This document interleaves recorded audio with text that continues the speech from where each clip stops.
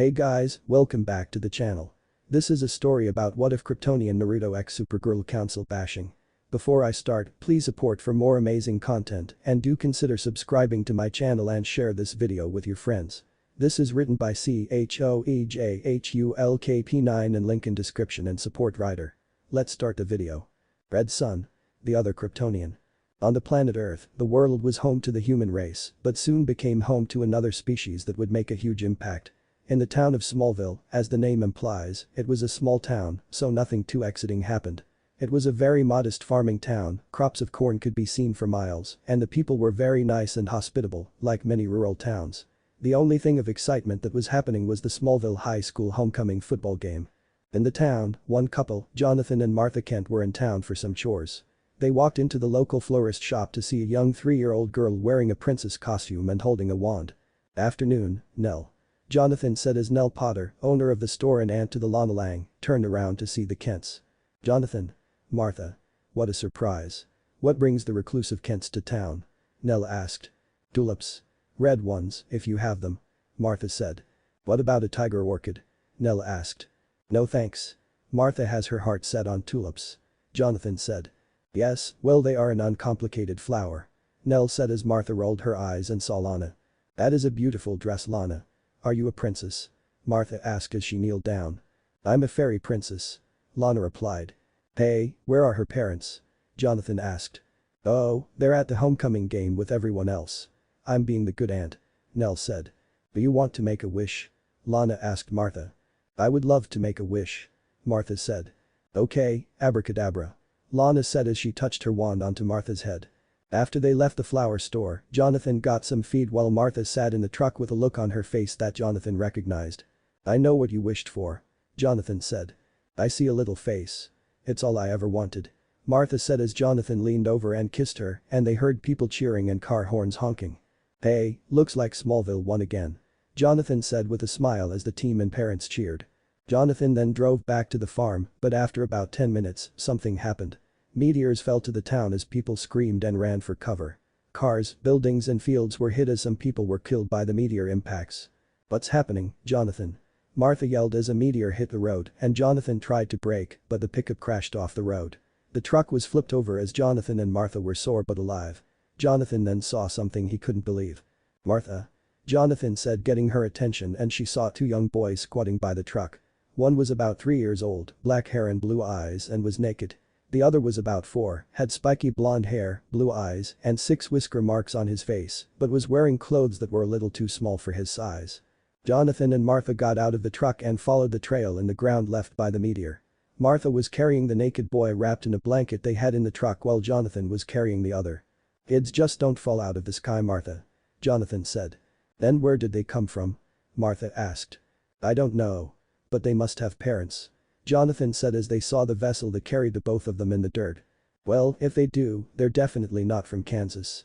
Martha said. Sweetheart, we can't keep them. What are we going to tell people we found them out in a field? Jonathan asked. We didn't find them. They found us. Martha said. Line break XXXXX. Time had passed since the arrival of 2 small boys in a cornfield in Smallville, Kansas. Those 2 boys were Naruto and Clark Kent, the adopted sons of Jonathan and Martha Kent. They grew up normal boys but knew they were different, born with special powers that no one else had. Their parents did their best to raise them with important values and that their powers were to be used for good and to help people, but they should be careful about who knows about their powers. Their childhood and adolescence was interesting to say the least, between meteorite-infected teenagers who developed strange abilities to the growing realization and discovery of their alien heritage. The 2 boys quickly learned as much as they could. Their powers grew and they discovered new abilities like heat vision, super breath and X-ray vision. They managed to make some friends who knew their secret, like Chloe Sullivan, Pete Ross and Lana Lang. Clark and Naruto had a habit of saving them often from the crypto villains that popped up every now and then during their high school years. Some really weird ones too, like Bug Boy or the Dichotic Multiplier who tried to go out with Lana and Chloe at the same time. Eventually, life kept on going and their paths crossed with Jor-El and Minato, Clark and Naruto's biological fathers. They discovered that they weren't biological brothers, but their fathers were very close along with Jor-El's brother, Zor-El. When Krypton was on the verge of destruction, they put the plan to send their children to Earth to ensure the survival of their race. They put them on the path to the crystals of knowledge that created the Fortress of Solitude in the North Pole. They said that Naruto and Clark were sent to Earth to protect mankind and to save them from the Earth's ultimate destruction. Well, they could have been more specific about that last part. Soon, tragedy struck and Jonathan Kent was killed due to a heart attack. His heart gave out just as Naruto and Clark finished college. Naruto and Clark felt responsible because they knew Jonathan developed heart problems after he made a deal with Jor-El to bring Clark back after his summer on red kryptonite. Clark had left for Metropolis after an incident with his parents. He destroyed the ship that carried him and Naruto to Earth because he didn't want to accept the destiny Jor-El had in place for him. He managed to destroy the ship with kryptonite, but the shockwave put Naruto into a coma and caused their mother to have complications with her coming baby, and the baby died. Clark felt responsible so he left, and Jonathan was given powers to bring him back, but they took a toll on his human body. This was a very difficult moment for the two brothers as both left on their own journeys to sort through their emotions and to get some space. Clark went on his path while Naruto went on his own. Last Naruto had heard from him, Clark was supposed to be working on some fishing boat in Alaska. Naruto, well, he had traveled the world for a bit to see what was out there. Helped to be able to fly. 2013. Naruto now was 28 years old and he was currently in Central City. Naruto was working for the Random House Books publishing company and was on a business trip doing some business with the Central City news station and the publishing company's location in the city on the new books being released. Naruto enjoyed it, it was fun work and it allowed him to keep a roof over his head. He was going to be in Central City for a few more days and then head back to Smallville. Naruto just finished with a meeting and was going to get some coffee from Jitters. Naruto walked into the store and stood in line for his coffee. He had grown since being a little kid and now stood at an impressive 6'3", tall and muscular. His spiky blonde hair had grown out and his whisker birthmarks had faded, so they were almost gone. He was currently wearing a red t-shirt, dark blue jeans, sneakers and a black button-up. He stood in line and looked at the TV that was playing the local news about the unveiling of the Star Labs particle accelerator tonight. "Can I help? Who's next?" the barista said as Naruto walked up and the girl barista blushed. "What can I get you?" Well," Naruto said as he looked at her name tag. "Iris West." "Iris. What's the house specialty?" Well, we've got a very special 2 coffee blend with cream and sugar. So addictive, you'll want 3. Iris joked as Naruto chuckled. "I'll take 1, please," Naruto said as Iris smiled. "Coming right up," Iris said as she got his drink and Naruto took out some money. Iris then came back with his order. "Here you go." "Thank you," Naruto said as he paid her and tipped her nicely. Naruto left with his coffee and saw her phone number written on it as well. Naruto chuckled as he took a sip and walked out of Jitters and took a walk. As he was walking, he got a call from his cell and saw it was his mom. "Hey, Mom," Naruto said as he took a sip of coffee. "So, how's the farm? Shelby giving you any trouble?" "No, she's fine. She misses you and Clark though," Martha said as Naruto nodded. "Don't worry. When I finish up in Central City, I'm coming home." "Have you heard from Clark?" Naruto asked. "Yes, he's actually on his way home. Apparently he left his job in Alaska after the oil rig incident," Martha said. "Oh, that was him. I heard about that. The people rescued from the oil rig said that someone stopped a collapsing rig from crushing them. Clark should be a bit more discreet," Naruto said as he took a sip of coffee. "Well, you're not so better yourself, young man.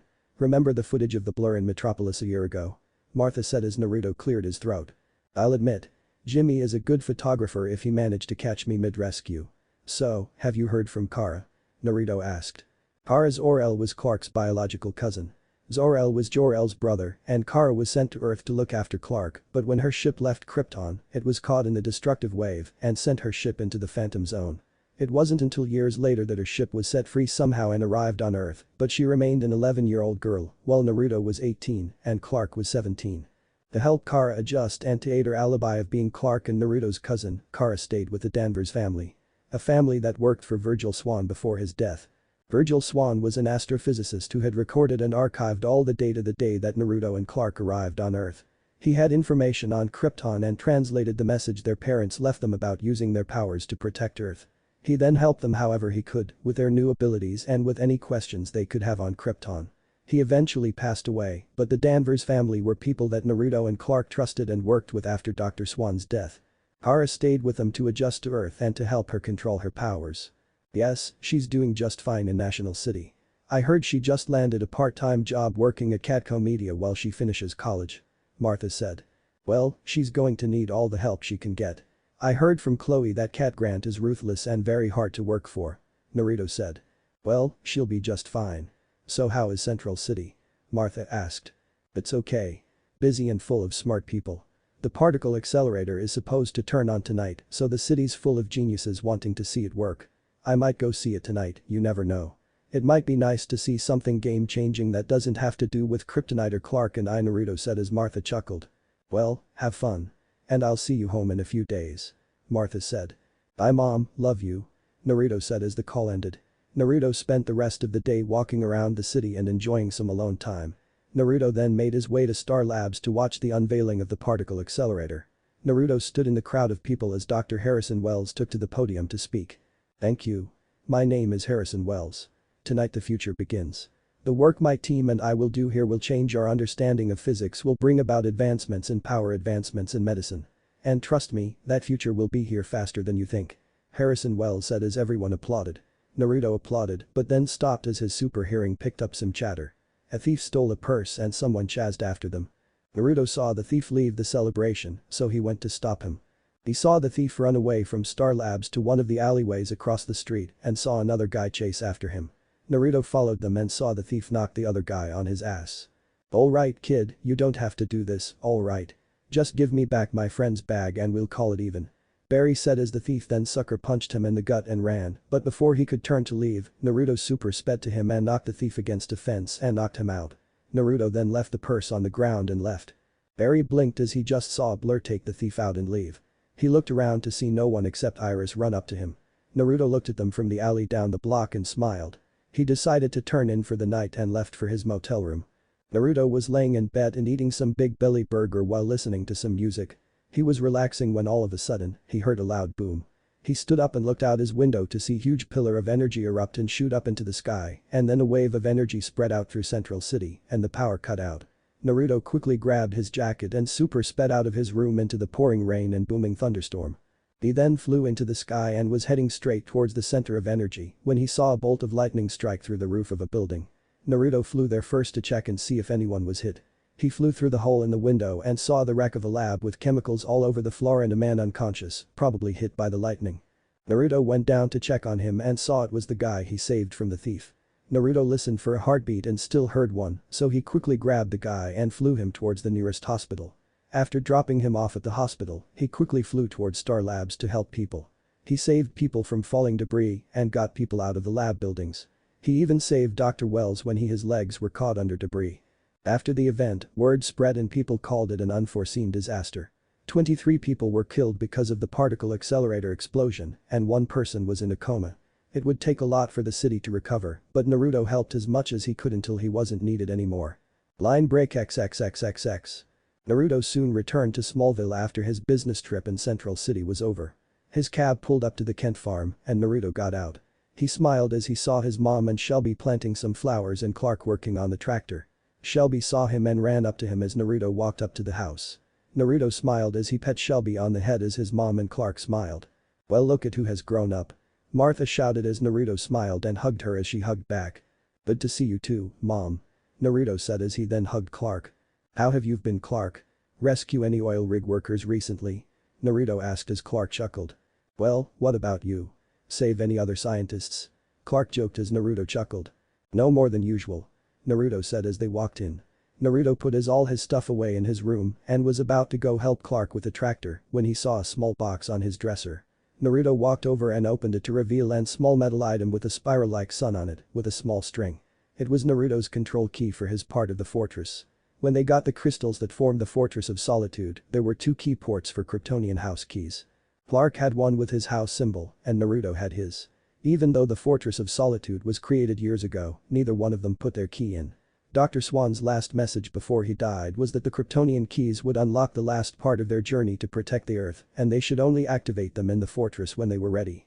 Naruto took the key and put it around his neck and left to go help Clark with the tractor. Naruto replaced the old tires on the tractor while Clark fixed the engine. "So, Clark, have you spoken to Chloe or Lois since you've been back?" Naruto asked as Clark looked at him. "No, not yet. I was gonna make a trip to Metropolis later. See how they're doing," Clark said as he finished tightening a bolt. "You? Other than the occasional checkup from Lois or Chloe, I haven't seen them yet. You think they'll be angry?" Naruto asked. "I don't think so. They knew why we left," Clark said as Naruto nodded. Clark then noticed Naruto had his key. You have your key. Yeah. Naruto said as he held it. You'd think after all these years it'd be easier to hold, but I'm still afraid of it. Me too. Clark said. You think we're ready to finally embrace our destiny?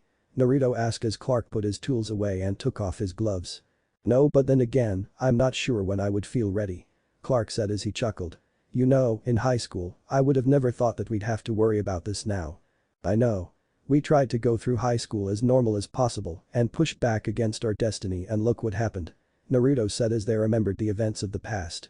Clark's brief stint in Metropolis under the influence of red kryptonite, the brief time they were brainwashed and when the second meteor shower came to Smallville. And now I wonder what will happen if we do go through with it. Clark said as Naruto nodded. It's a coin flip but we do it together. Naruto said.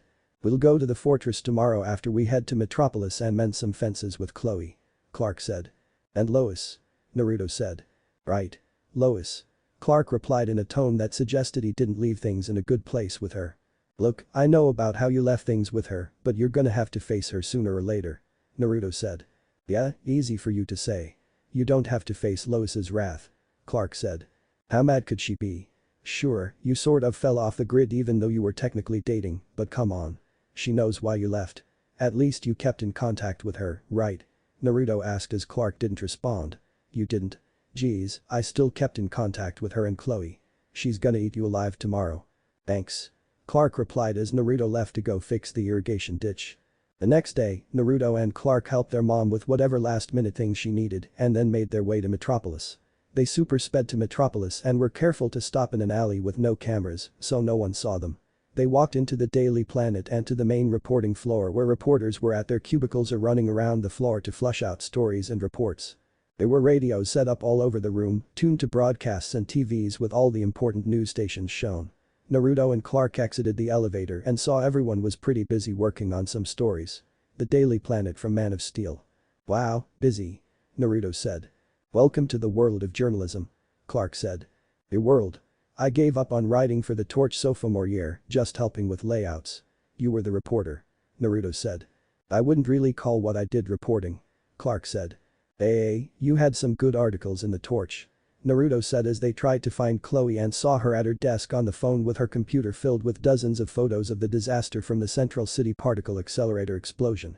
Yes, I understand that FEMA doesn't advertise, but it's been 2 weeks since the Star Labs particle accelerator explosion and the Daily Planet would like a comment on what FEMA and the government plans to do if there is fallout from the explosion. Chloe said as she twirled her pen around. Well, the Daily Planet is not like Central City News and frankly, we're concerned over the huge response FEMA has taken about the explosion and the people need to know the truth if people are in danger. Yes. Thank you. Thank you for the follow-up. Chloe said as she hung up. Still didn't say anything. Hard at work as ever, Chloe. Chloe heard as she turned and saw Naruto and Clark. Naruto Clark. Chloe said as she got up and hugged Naruto as Naruto hugged back. It's so good to see you guys, again. Chloe said as she then hugged Chloe. It's good to see you, Chloe. Clark said. By good. I didn't think I'd ever see you guys again. Chloe said. Chloe, we weren't dead. We just needed some time. Naruto said. And I see you guys got it if you're back. Well, it's great to see you guys again. I can't tell you how boring it's been with you guys gone. Chloe said as she sorted through some papers on her desk. We're keeping you busy? Clark asked. You don't know the half of it. I'm not sure how much you guys have been keeping up with the news, but a lot of interesting stuff has happened in the past few years. Chloe said as she took some files and walked over to the circulation desk as Clark and Naruto followed her. I mean, not as interesting as finding out your two best friends are aliens from another planet, but interesting still. Really?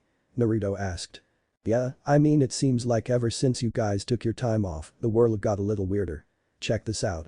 Chloe said as she dropped off files at the circulation desk and went to the file cabinet that held the old issues of the Planet. This is the paper from a year ago. She showed it to them and the headline read, Earthquake Devastates Starling City. A year ago, a 7.6 magnitude earthquake devastated part of Starling City, which is odd because Starling City isn't on any known fault line. And it was revealed that the earthquake was man-made by a guy named Malcolm Merlin. Chloe said. Yeah, CEO of Merlin Global Group. Clark said. Which did business with Queen Industries, whose former CEO, Maura Queen, announced being complicit in the act and that Merlin was a psychotic archer. Chloe said as she then turned the page to show a police sketch of the hood. And Starling City also has its own vigilante. The hood? Naruto asked. Not very original or catchy. Clark said. Well, I heard from my sources from Starling City that the police are calling him the Arrow, and even some of the police might be working with him. Which is strange since he was a killer who liked to put arrows in people, but now he's stopping crimes and taking out killers. Chloe said. Great for Starling City. Clark said. And in Gotham City, they have their own vigilante as well. It started years ago as rumor, but it was confirmed 7 years ago on Christmas when the news finally got footage of him stopping some guy in clown makeup. Chloe said as she showed them the headline from that story. The Batman is real. The Bat of Gotham stops Mad Clown. The Bat of Gotham stops Mad Clown. Naruto said. I can't believe I just said that. The Batman is real. And apparently, he's got some serious toys to take down bad guys.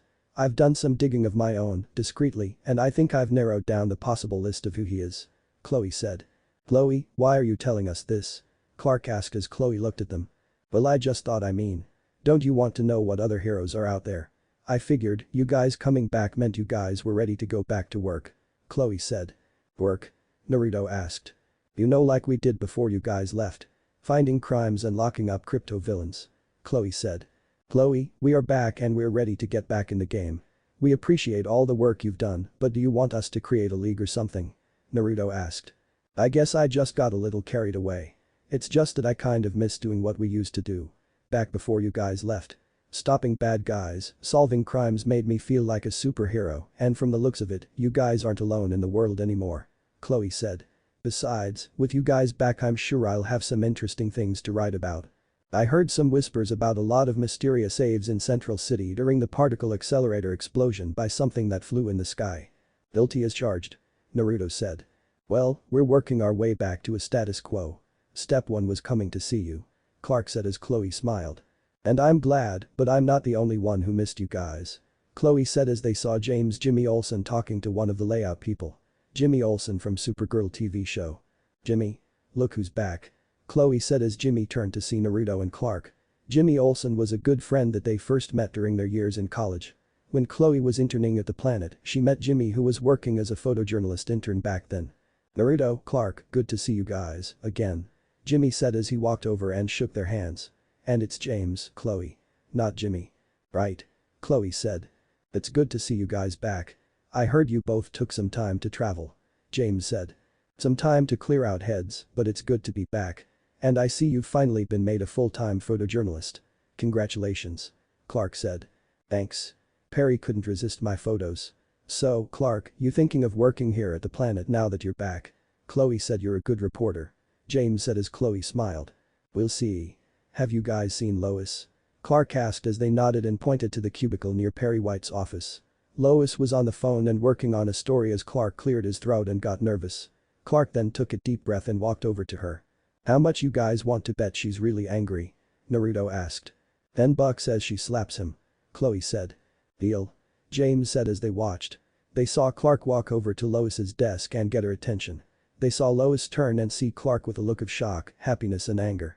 She stood up as Clark spoke to her and Lois then walked up to him and slapped him in the face. Everyone in the office was silent as they just saw Lois slap Clark and then walk away. Oh, that'll leave a mark. James said as he took out $10 and paid Chloe. Thank you. Clark will have a lot of work to get back into Lois's good graces. Chloe said as James left to the picture room to check on his photos. So, if step 1 of getting back in the game was coming to see your friends, what's step 2? Buy yourself a costume and patrol the city. Not exactly. Step 2 is to get some more answers. Naruto said as he took his command key out from under his shirt and Chloe knew what he meant. Wow, you guys think you're ready for that? I mean, the closest thing you guys have done to accepting your Kryptonian heritage was creating the fortress. Are you ready for whatever else is in there? Chloe asked. Maybe. Frankly, after hearing Jor-El's and my biological father's disembodied voice from an ancient Native American cave with vague statements about destiny, I want to know exactly what I'm supposed to do. Naruto said as Chloe nodded. Well, I think you already know the answer to that. You've been doing it since freshman year of high school. Saving people. But maybe, you're ready to do it on a global scale. Chloe said. Although, you might want to think about wearing a mask. Yeah, like that's gonna happen. Naruto said. I'm serious. If you leave your face exposed, people will recognize you and put 2 and 2 together. If not a mask, then you will have to change your appearance when you're in costume, or would you rather change how you are out of costume? Chloe asked. Wow, both are such great options. Naruto said sarcastically. Well, no one said being a superhero was gonna be easy. But I'm here to help should you need it. Chloe said. Thanks Chloe. Naruto said as Chloe smiled. What are best friends for? Chloe replied. Line break XXXXX. After Lois slapped Clark, Naruto casually introduced himself and got a warmer welcome than Clark because he had kept in touch. Clark still had a lot of work to do to be in good terms with Lois. Naruto believed they broke up although Lois wasn't exactly good with relationships and labels. Clark managed to get to a place where Lois would talk to him without slapping him. Now that they had said their hellos with the people they needed to, they flew towards the Arctic and to the Fortress of Solitude. They landed near the entrance to the fortress which had a giant wall of ice blocking it. Naruto walked towards the wall and pressed his hand on it and the spot where he touched glowed. The wall then came down and Clark and Naruto entered the fortress. They walked into the middle of the fortress where two crystal podiums were located with small indents that would fit a command key. Naruto and Clark walked forward and each stood in front of a podium and looked at each other. Ready? Naruto asked. Ready. Clark said as they took off their command keys and placed them near the slots and inserted the keys. The fortress hummed and rumbled as two walls of the fortress shook and the Kryptonian symbol from their keys were burned onto the walls, the S for Clark and spiral-like sun for Naruto. Then the crystal walls with the symbols retracted into the floor to reveal two new areas of the fortress. Along with the two new areas, the floor moved apart and new strange-looking computers and screens appeared and decorated the fortress. Good luck. Naruto said as he walked into his section of the fortress and Clark walked into his. Naruto walked into his site and saw the walls of the fortress begin to rearrange and then a wall came down and a small robot appeared before Naruto. Greeting, naruto. I am NC-967, your personal assistance drone. I will help run and maintain the fortress. Should you need anything, all you must do is ask. The drone said. How come this is the first time I'm seeing you? Naruto asked. When you and Kal-El gathered the crystals of knowledge and created the fortress, we were put in standby mode until your command keys were inserted. Then we were brought online. We shall help you in whatever manner you need. The drone replied as he left to go check on the other parts of the fortress. Naruto then turned around and saw a man who looked a lot like Naruto but much older. He was wearing some kind of weird robe outfit with the same sun figure from Naruto's key on the chest. If only Kushina could see you now. Seeing you there grown into an adult. The man said. Who are you? Naruto asked. I am your father, Naruto. My name is Minato. Minato said. So this is what you look like. Frankly, after hearing your disembodied voice in the cave I didn't know what you looked like. Naruto said. I am his memory, his consciousness. I was brought out when you placed your command key within the fortress. Minato said. I am programmed with all his memories and knowledge within the fortress. Knowledge of over 10,000 worlds. I have so many questions. Why did you send Clark and I to Earth? What happened to Krypton? Naruto asked. You and Kal-El came from Krypton, a planet with a much harsher environment and gravity than Earth's.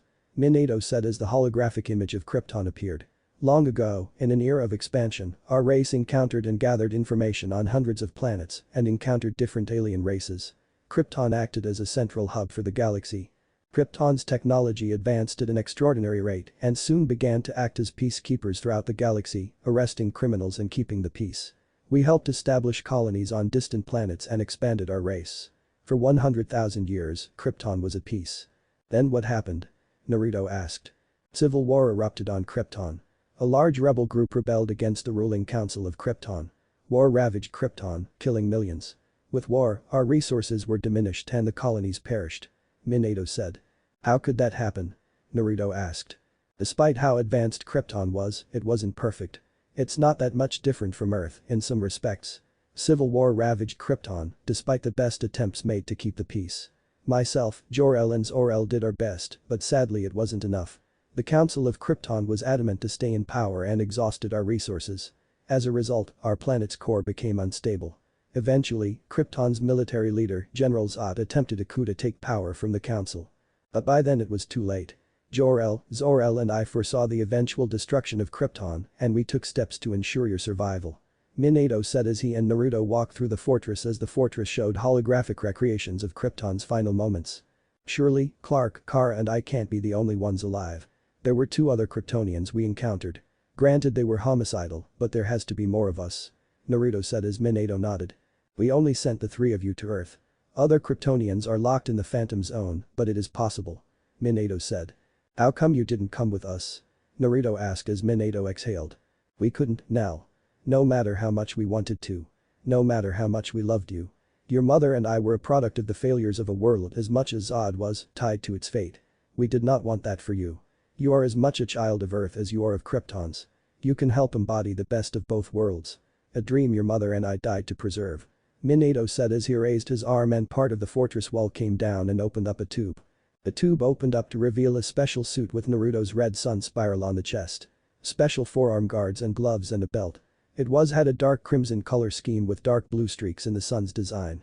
Imagine the Man of Steel suit but no cape. The people of Earth and Krypton are very different in many aspects, but similar in others. And I believe that is a good thing. They necessarily won't make the same mistakes as we did. Not if you help them, Nal. Not if you be their strength. Minato said as he showed Naruto's his symbol. That's what our house symbol means. The symbol of the House of Edo means strength. Strength to help lead the people of Earth to a better tomorrow. Strength to bring out the best and good in all people. How do I know if I'm ready? Naruto asked. You are, my son. You were not raised on Krypton but on Earth. Your abilities may be of my blood, but your heart and soul are human and of your experiences in Smallville. And because of that you will protect the Earth and lead it to a brighter future. Minato said as he smiled at Naruto and then his hologram disappeared. Always hold on to Smallville. Naruto heard as he turned to see his Earth father Jonathan Kent. Dad. Naruto said with a smile. You are ready, son. Jonathan said with a huge smile on his face as Naruto nodded. Naruto then looked at the suit and put it on, and it was a good fit. It felt right.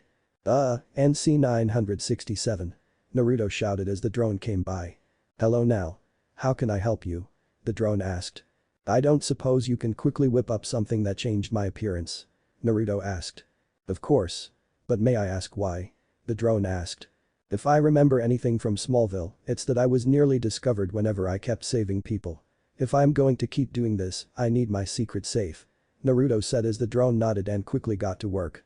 The drone was able to fix up Naruto something that he could use to alter his appearance when he was in costume. Naruto walked out of the fortress and saw Clark standing in the snow and basking in the sun in his new suit. It was similar to Naruto's but colored blue and red with a cape. Naruto then walked out and stood next to him. Nice outfit. Not a fan of the cape though. Naruto said as Clark looked at him and noticed he looked different. I like it. It's my colors. But why do you look different? Clark asked. He saw that Naruto's hair was no longer blonde but jet black. It kept its spiky nature but was styled differently and a lot shorter. Naruto's eyes changed color so they were now brown and his whisker marks were gone. And because Naruto's whisker marks were gone, his face looked different. Honestly, if you didn't know Naruto, you wouldn't recognize him now. Regular Naruto is his Naruto Shippuden hair, while superhero Naruto is Naruto the last movie hairstyle. I had NC 967 whip up a small device to put on my collar. Naruto said as he showed Naruto the small pin with his spiral sun on it. When I put on my suit, it alters my appearance, so I'm not that easy to recognize. If we're gonna be using our powers to save people on a global scale, we'll need to work extra hard to keep our identities a secret. You're right. Maybe I'll do something like that. Clark said as Naruto nodded. So, you think we're ready to introduce ourselves to the world? Ready as we'll ever be. So let's do it in a big fashion. Naruto said as Clark nodded and both flew straight into the air and into the sky. They flew through the crowds and flew fast enough to break the sound barrier. Clark and Naruto looked at each other and smiled as they then flew faster and soon passed Europe. They then flew up into the sky near the stratosphere and looked at how amazing the planet looked and then flew back to Earth and flew over Africa and crossed the Atlantic. Naruto and Clark entered US airspace and were flying back home when their super hearing picked up something. Help me. They heard and they quickly made their way to the cry for help. They flew to the cry for help which led them to a large forest fire at Yosemite National Park. They looked down and saw campers gathering all the stuff they could and tried to escape the campgrounds before the fire cut off their escape. Naruto saw a family of 3 running from the fire as fast as they could, but they didn't see a falling tree right above them, so Naruto swooped in and saved them from being squished.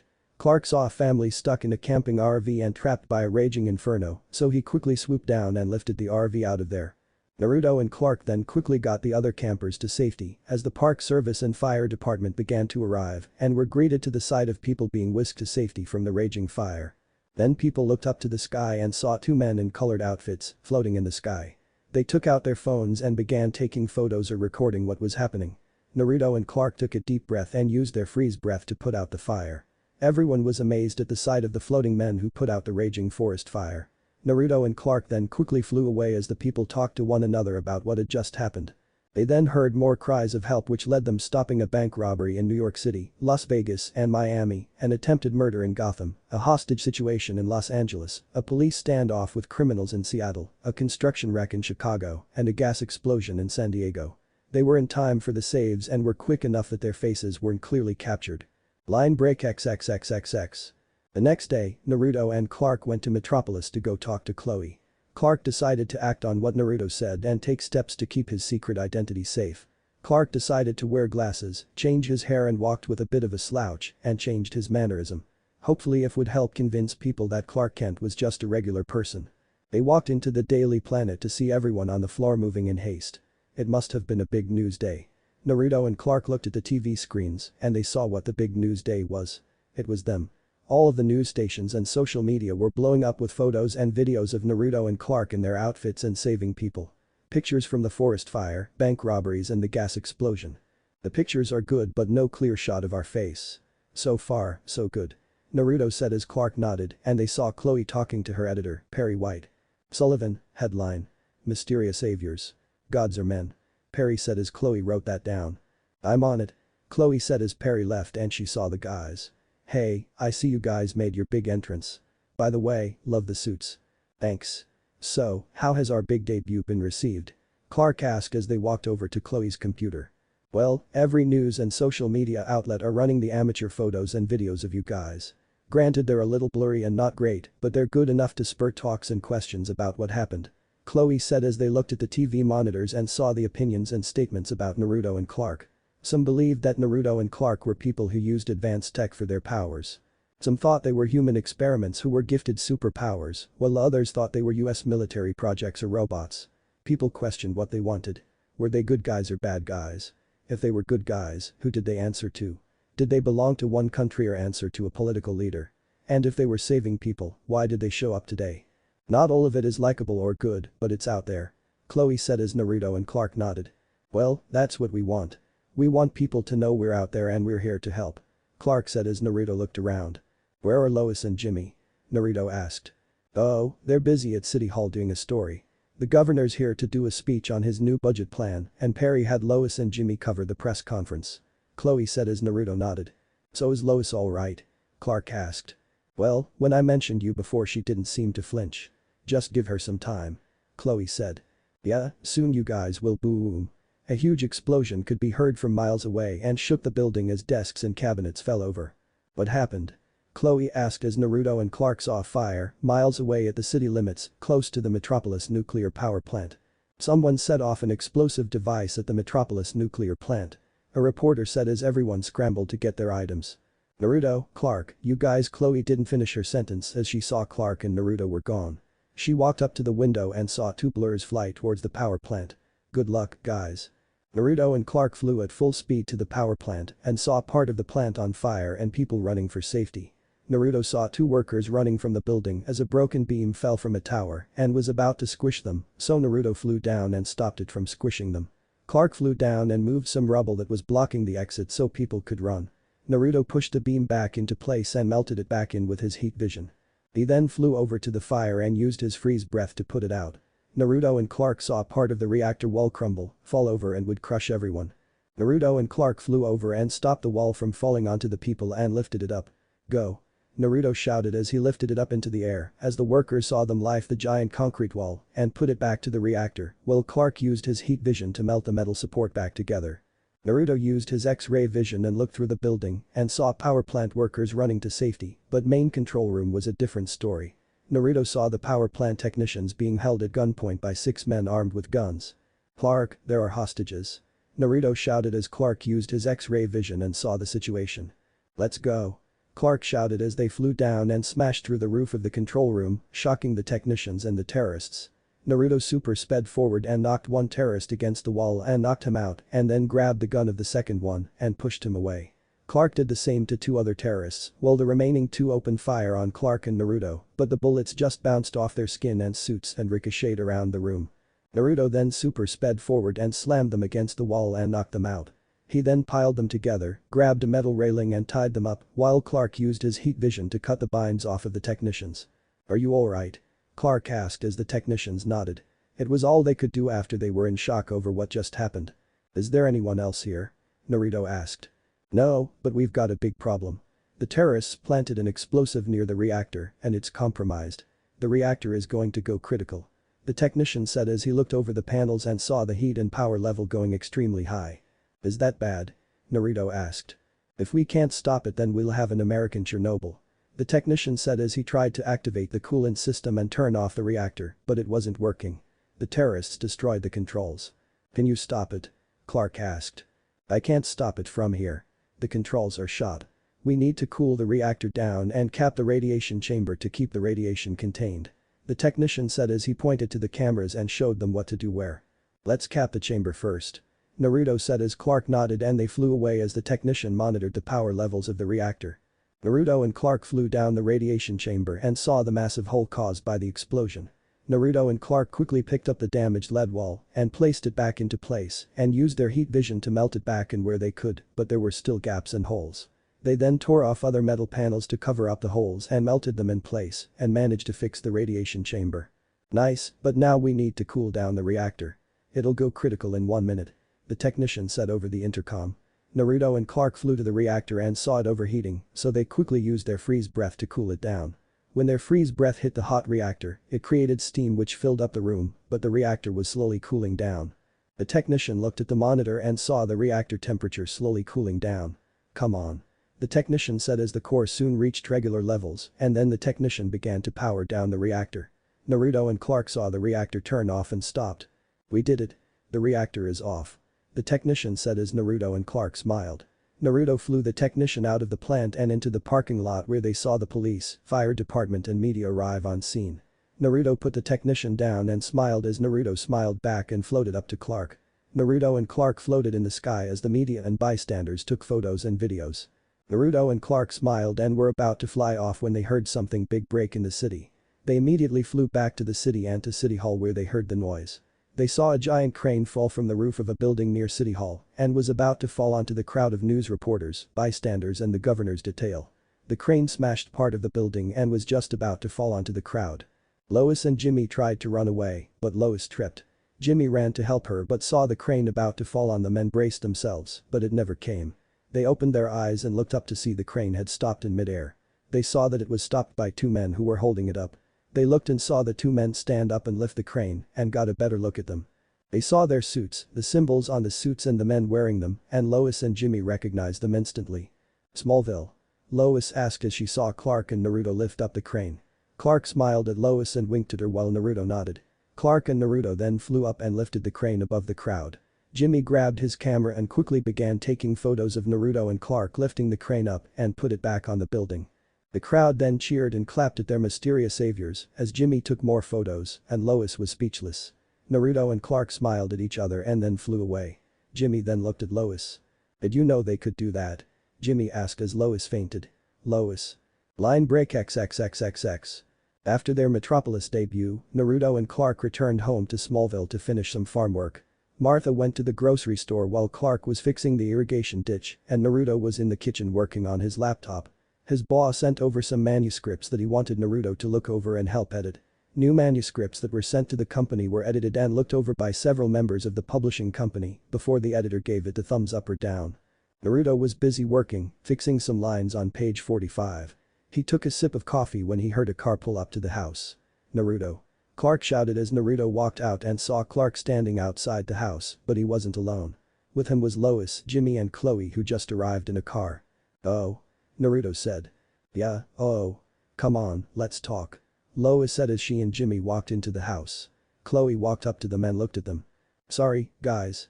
I tried to give you a heads up, but Lois snatched my phone," Chloe said as Naruto and Clark nodded. They then walked in and saw Jimmy looking at them while Lois looked irritated and annoyed. Clark grabbed a rag and wiped his hands clean of dirt while Naruto closed his laptop and Chloe stood by them. No one spoke for about a minute which made for some awkward silence when Naruto broke it. "So I'm guessing you both have a lot of questions," Naruto said. "That would be an understatement," Jimmy said. "Yeah, well you find out that 2 people you thought you knew as simple farm boys but are instead 2 super strong meteor-infected men in tights," Lois said as she glared at Clark. "To be fair they're not tights," Naruto said as Lois glared at him. "Not important. This would explain all of the weird things over the past years." The random appearances, the saves and the crappy excuses. All this time I've just cracked it up to a case of Peter Pan syndrome, but you guys are the opposite. We want answers. Lois said as Naruto and Clark looked at each other. If you guys don't mind. Jimmy said as Lois slapped him on the chest. Well, there is no hiding it from you two anymore, since you recognized us. Naruto said as he cleared his throat. You're right. We've been using our powers to help people, long before we met you two. But we're not meteor infected. Okay, then what? Were you guys human experiments? In a freak accident? Jimmy asked. No, we are not from around here. We're not human. Clark said as Lois and Jimmy looked at him. What do you mean? Lois asked as she realized. You guys are aliens. Yeah. Naruto replied. Alien as in from another planet? Jimmy asked. Yeah. Naruto replied. Wow.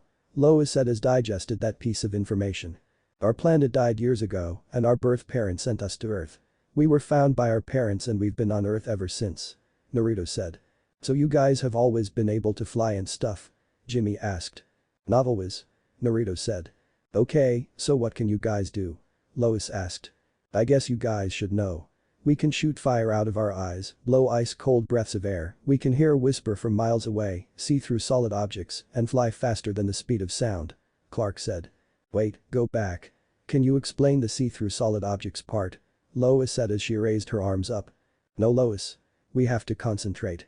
And even if we did, I never peeped on you. Clark said as Naruto chuckled.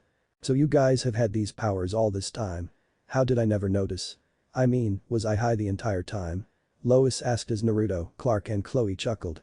Well, the important thing is you guys know now. Only a few people know who we really are. Chloe is one of them. We need you two to keep this a secret. Naruto said. Why? I mean, come on guys. If yesterday was any indicator, you want people to know who you are. Jimmy said as he showed them today's copy of the Daily Planet. It showed a picture of the two of them in costume, floating in the air after stopping the falling crane. The headline read Men of Steel Save Metropolis and was written by Lois. Oh, nice headline. Chloe said. Yeah, and it sold out every single copy in the newsstands. I mean, you guys are global news. Lois said. Yes, our hero identities are. We want people to know that we're here to help. But we also want to make sure that the world doesn't know that Clark and Naruto Kent are these heroes. Clark said. Because if people knew that Clark and Naruto were these heroes then everyone who knew you guys would be targeted. Jimmy said as Clark and Naruto nodded. We've done a good job so far, but if we're gonna keep doing this, we need to be more careful. We know this is a lot for you guys to take in, but we need you two to keep this a secret. Naruto said as Jimmy and Lois nodded. Of course.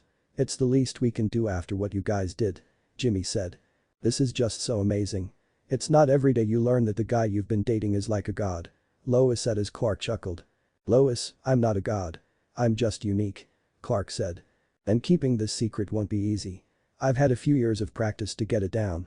I'll help you guys along the way. Chloe said as the front door opened and Martha walked inside in a hurry. Lois, Jimmy. Martha said. It's okay, Mom. They know. Clark said as Martha nodded. Hey Mrs. Kent. Lois said. Hi. It's nice you two know now, but I think we've got a problem. I was at the store and I saw something on the news. Turn the TV on. Martha said as Naruto grabbed the remote and turned on the TV to the news station. Oh my god. Chloe said as they looked at the news and saw the problem that Martha was referring to. The news was showing amateur video of a UFO sighting in the sky. It was a spaceship that was hovering in the skies above Earth. I don't suppose this is a false alarm and you guys left your spaceship in the sky by accident? Lois asked. This isn't us. Naruto said. Then all of a sudden, all the lights and power in the house shut off. That can't be good. Jimmy said as the TV then turned back on and began making funny sounds and began showing distorted video signals like it would show when there isn't a clear signal. Then a voice and words began to appear. You're not alone. The words and voice said and kept repeating. Chloe took out her phone and saw the same thing and message appear. It's coming in over the RSS feeds. It even took over my phone. Chloe said as the message kept repeating until the sound distorted and now showed a distorted image of some person. My name is General Zod. I come from a world far from yours. I have journeyed across an ocean of stars to reach you. I come to you with glad tidings for the earth is doomed and I am here to save it. You are a primitive and destructive race and if left to your own path, you will destroy your world. I come to you as a savior and will bring this planet to the glory of mine. All that I ask is your undying loyalty. Any opposition will be met with death. To the leaders of the planet Earth, I give you a small sample of the devastation I will show to whoever opposes me. Zod said as they heard a loud boom. They ran outside to see a huge beam of light in the distance that shot straight into the sky. "Oh my god," Lois said as they saw the devastation from whatever Zod just did. "This is just a small sample of the devastation that awaits you should you oppose me. Surrender within 24 hours or your planet will be destroyed," Zod said as the feed cut off and the power turned back on. "That is not good," Jimmy said. "Is he a friend of yours?" Lois asked. "He's not a friend but someone very dangerous," Clark said as Naruto nodded. "We'll be right back. We need to go get some answers. Can you guys dig up everything you can on where that ship is and what the military is going to do? They have no idea what they're dealing with," Naruto said as they nodded. "We'll do everything we can. Good luck," Chloe said as Naruto and Clark super sped out of the house and flew straight to the fortress to get some answers.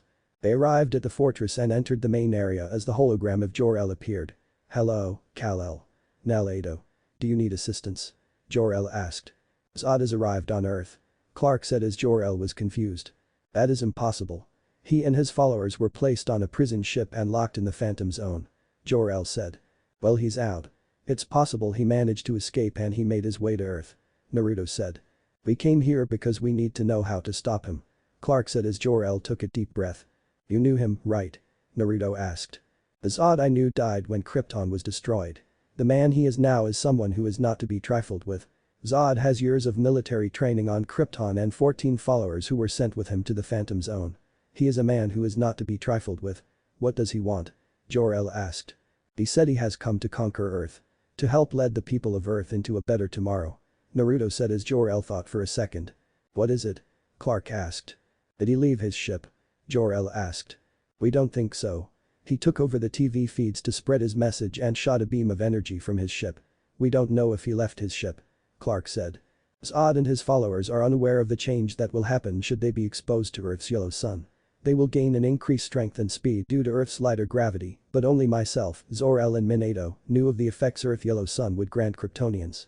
That will give you an advantage," Jor-El said as he then walked over to the fortress computer and pressed some buttons.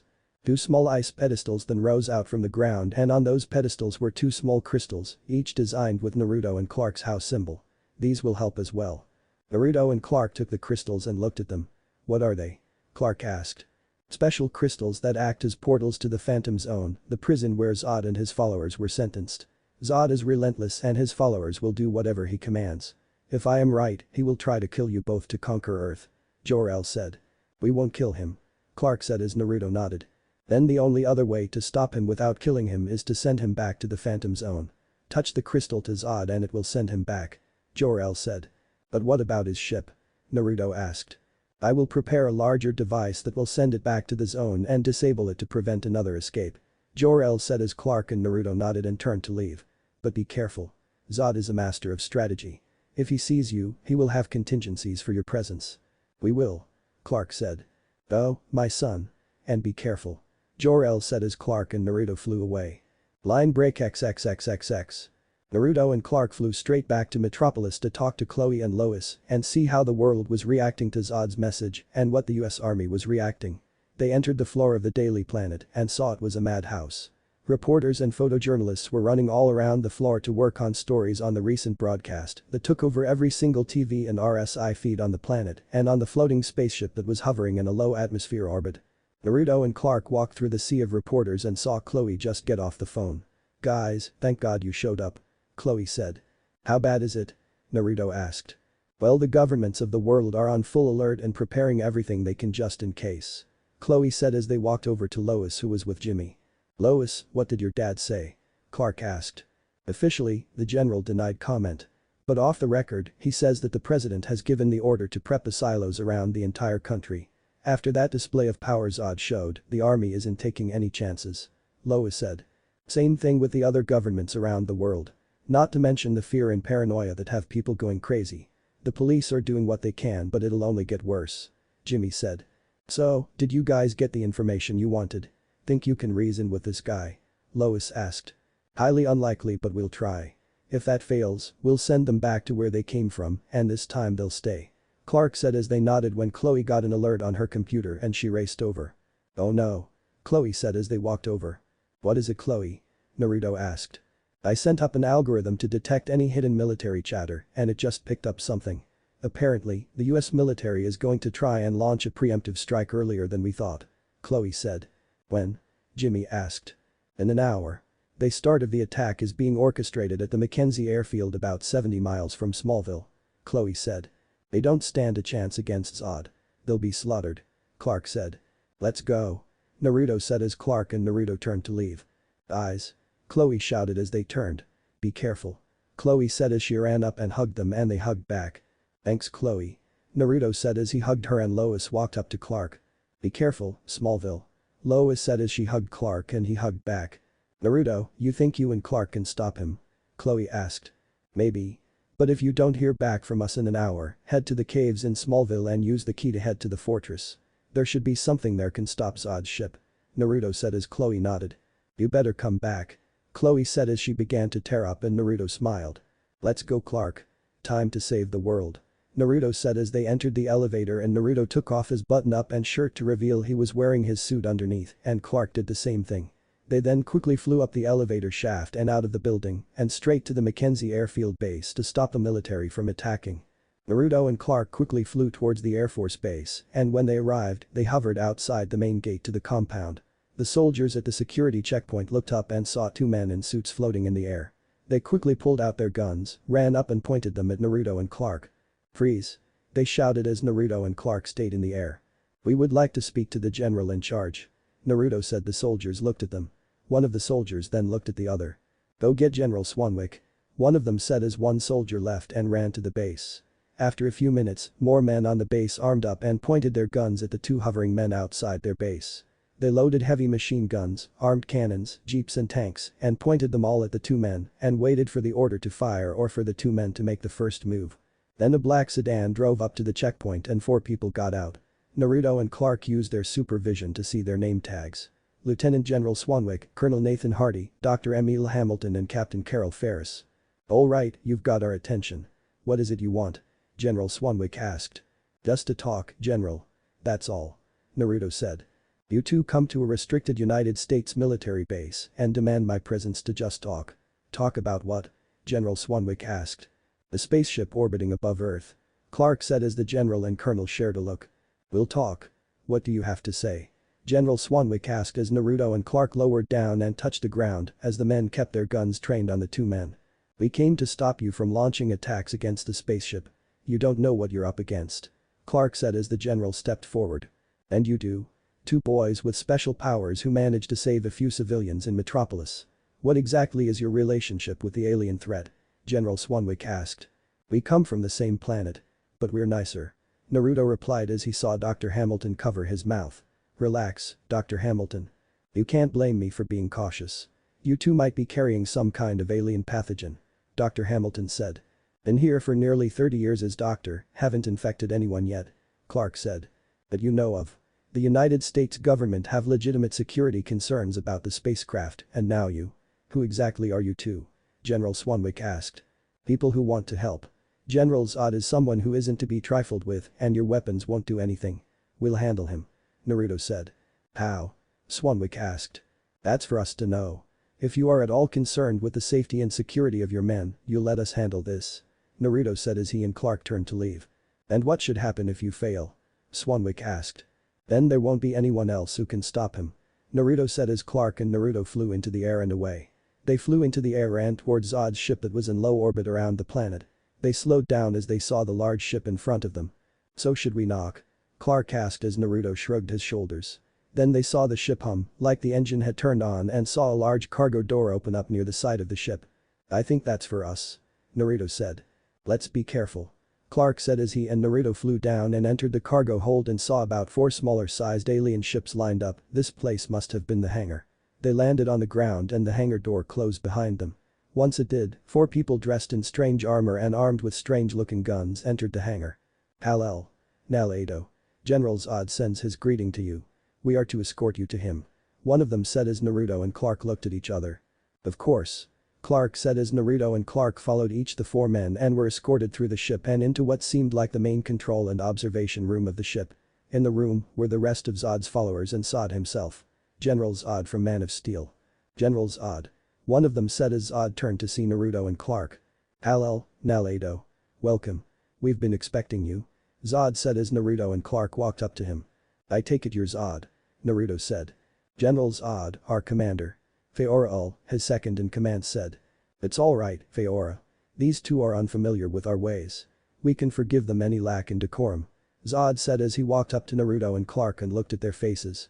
You two are the spitting images of your fathers. And I see you've taken to wearing your house symbols. Good. As the last survivors of Krypton, it is important that we remember our home. Then where does threatening the people of Earth fall into that plan? Naruto asked as Zod chuckled. It was merely a show. Nothing but the bright lights of the ship focused to look threatening. To draw you two to me. Zod said as Naruto and Clark looked at each other. When my ship neared Earth, our scanners managed to pick up the Kryptonian energy signal from the Fortress of Knowledge located in the northern part of the planet. It was the same signal of the crystals of knowledge that Jor-El invented years ago. I knew he would only give them to his son. So you did all this to draw us out. Why? Clark asked. To complete my mission. To protect what remains of Krypton. Our race will live again. Zod said as he walked around the ship and Naruto reached his hand down to his belt where his crystal was located. Back on Krypton, I was its military leader, your father's the foremost scientists, and the only thing we all agreed on was that Krypton was dying. In return for my efforts to protect our civilization and save our planet, I and my fellow officers were sentenced to the Phantom Zone. Zod said as Naruto and Clark glanced at each other and reached down to their crystals. We were adrift, destined to float amongst the zone for what seemed like an eternity. Eventually, we managed to retrofit the Phantom projector into a hyperdrive. Your fathers made similar modifications to the ship that brought you to Earth. And so the instrument of our damnation became our salvation. Zod said. We then spent years scouring the galaxy, visiting the old Kryptonian outposts, in hopes of finding other survivors. But alas, cut off from Krypton, these outposts withered and died long ago. We salvaged what we could, armor, weapons, technology, even a world engine. Until we made our way to the Milky Way galaxy and to planet Earth. Zod said as he nodded to his men. Clark and Naruto were then restrained as four of Zod's men grabbed Naruto and Clark and restrained their arms so they couldn't move and reach for their Phantom Zone crystal. What are you doing? Naruto shouted as he and Clark tried to move. Doing what I must to ensure Krypton survives. We are the remnants of a once great civilization and it is our duty to ensure our race's survival. And this planet is perfect. On planet Earth, Krypton will begin again. Zod said. Then why did you draw us here? Clark asked. Because I wish for you two to join me. Join me, and with Jor-El's Kryptonian's technology, we can make this planet our utopia. Zod said as Naruto struggled to get free. And what the people of Earth? Naruto asked. The foundation has to be built on something. Here, it will be built on the bones of the humans who oppose me. Zod said as Clark and Naruto tried to get free but for some reason, felt that their super strength was gone. They tried using their speed, heat vision, but they weren't working. We'll never join you. Clark said as Zod frowned and turned his back to them. Well then I hope that's a decision you can live with forever. I have a duty to my people. And I will not let anyone prevent me from carrying that out. Zod said as his men quickly backed away from Naruto and Clark. Zod then turned around and tossed a small Kryptonian ring device into the air, which then flew behind Naruto and Clark. Naruto and Clark recognized it as the same device that Namek and E3 attempted to use on Clark and Naruto. Naruto and Clark tried to run away, but were soon sucked into the ring and transported to the Phantom Zone. No. Clark and Naruto shouted as they were whisked away from planet Earth, leaving it completely at the mercy of Zod and his followers. Line break XXXXX. Naruto and Clark were captured in their weird crystal, prism cells that transported them away from planet Earth.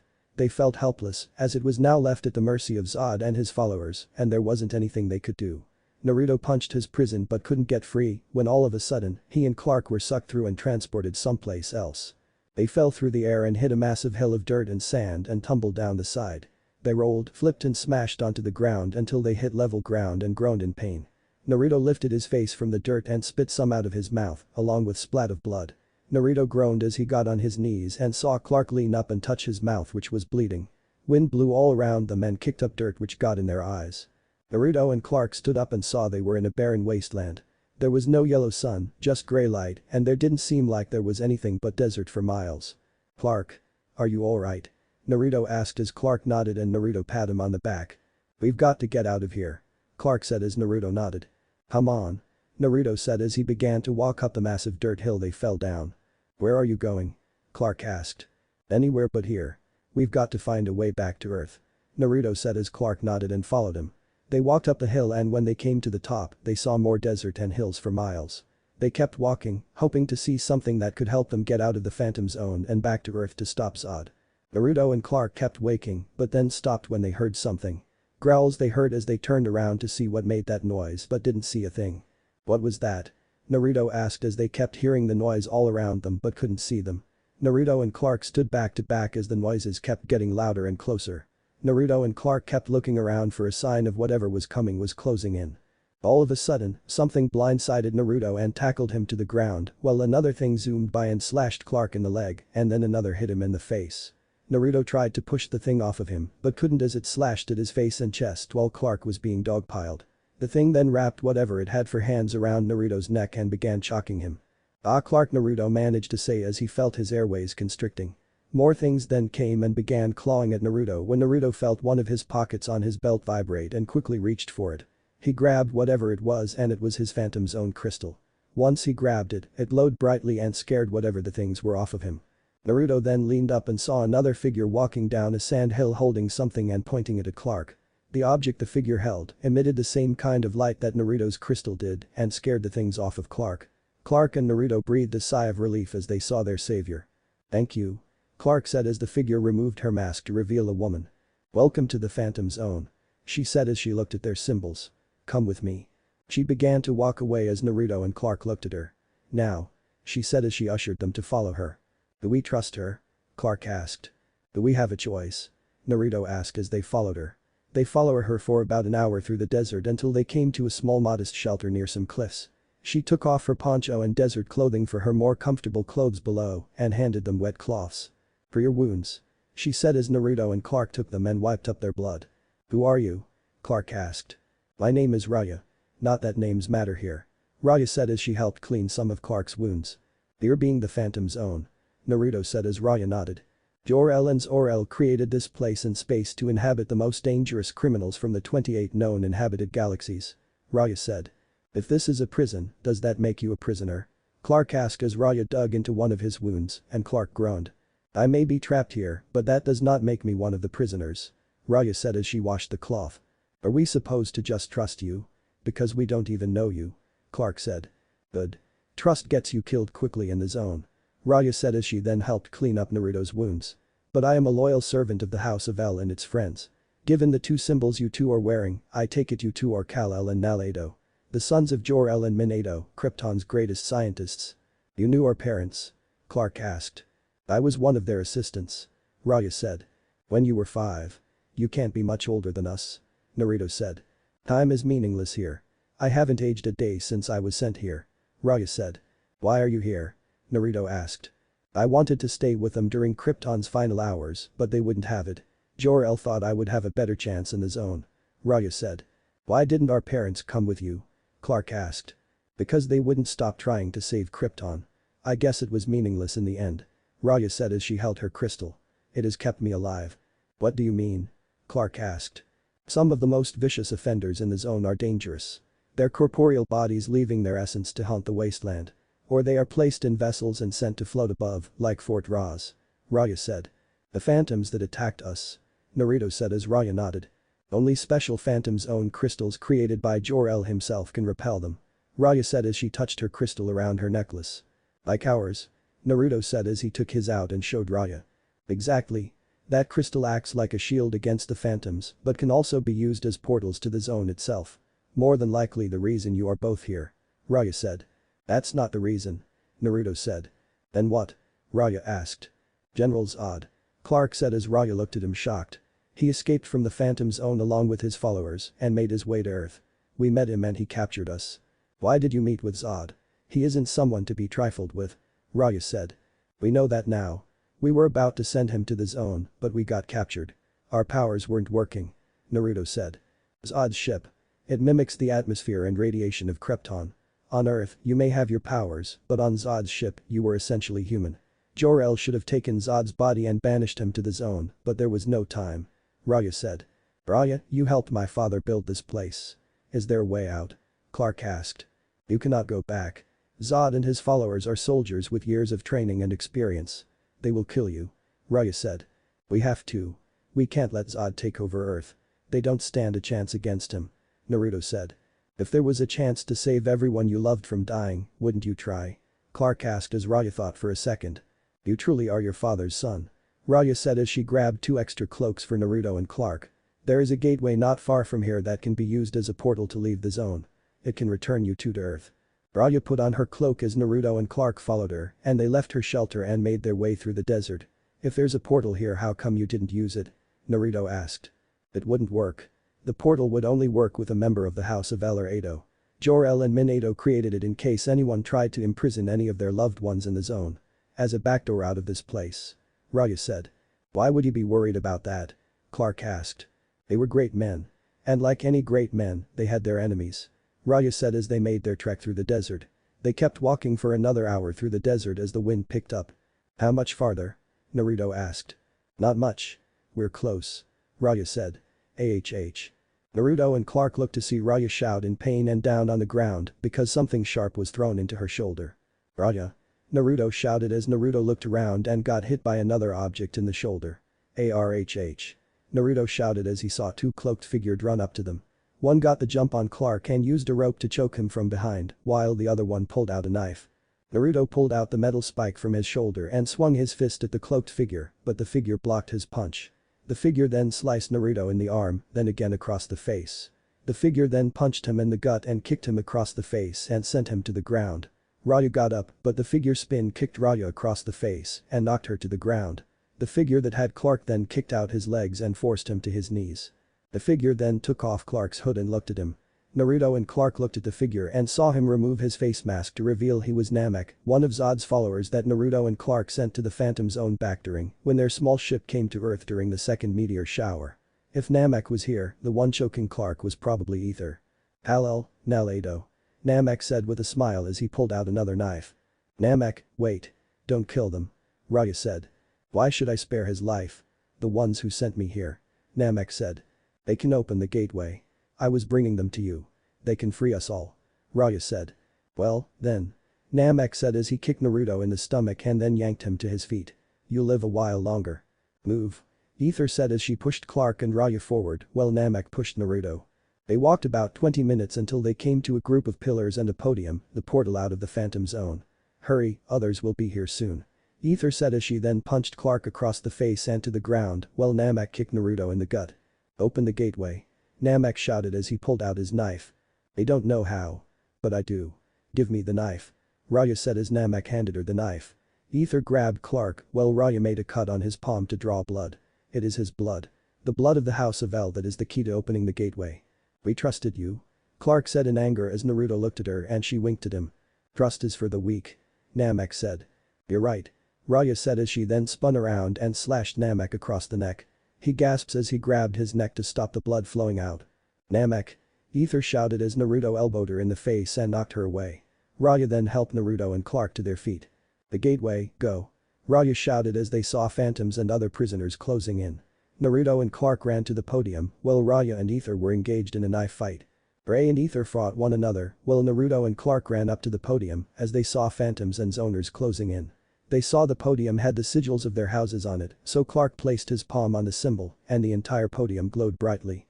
They turned around to see Ether stab Raya in the side and her scream in pain. AHH. Raya shouted. Raya. Clark shouted as the beam of light consumed Naruto, Clark, and several phantoms and then shot straight into the sky. Naruto and Clark felt their bodies rushing through the air faster than they ever had and soon saw themselves approaching Earth.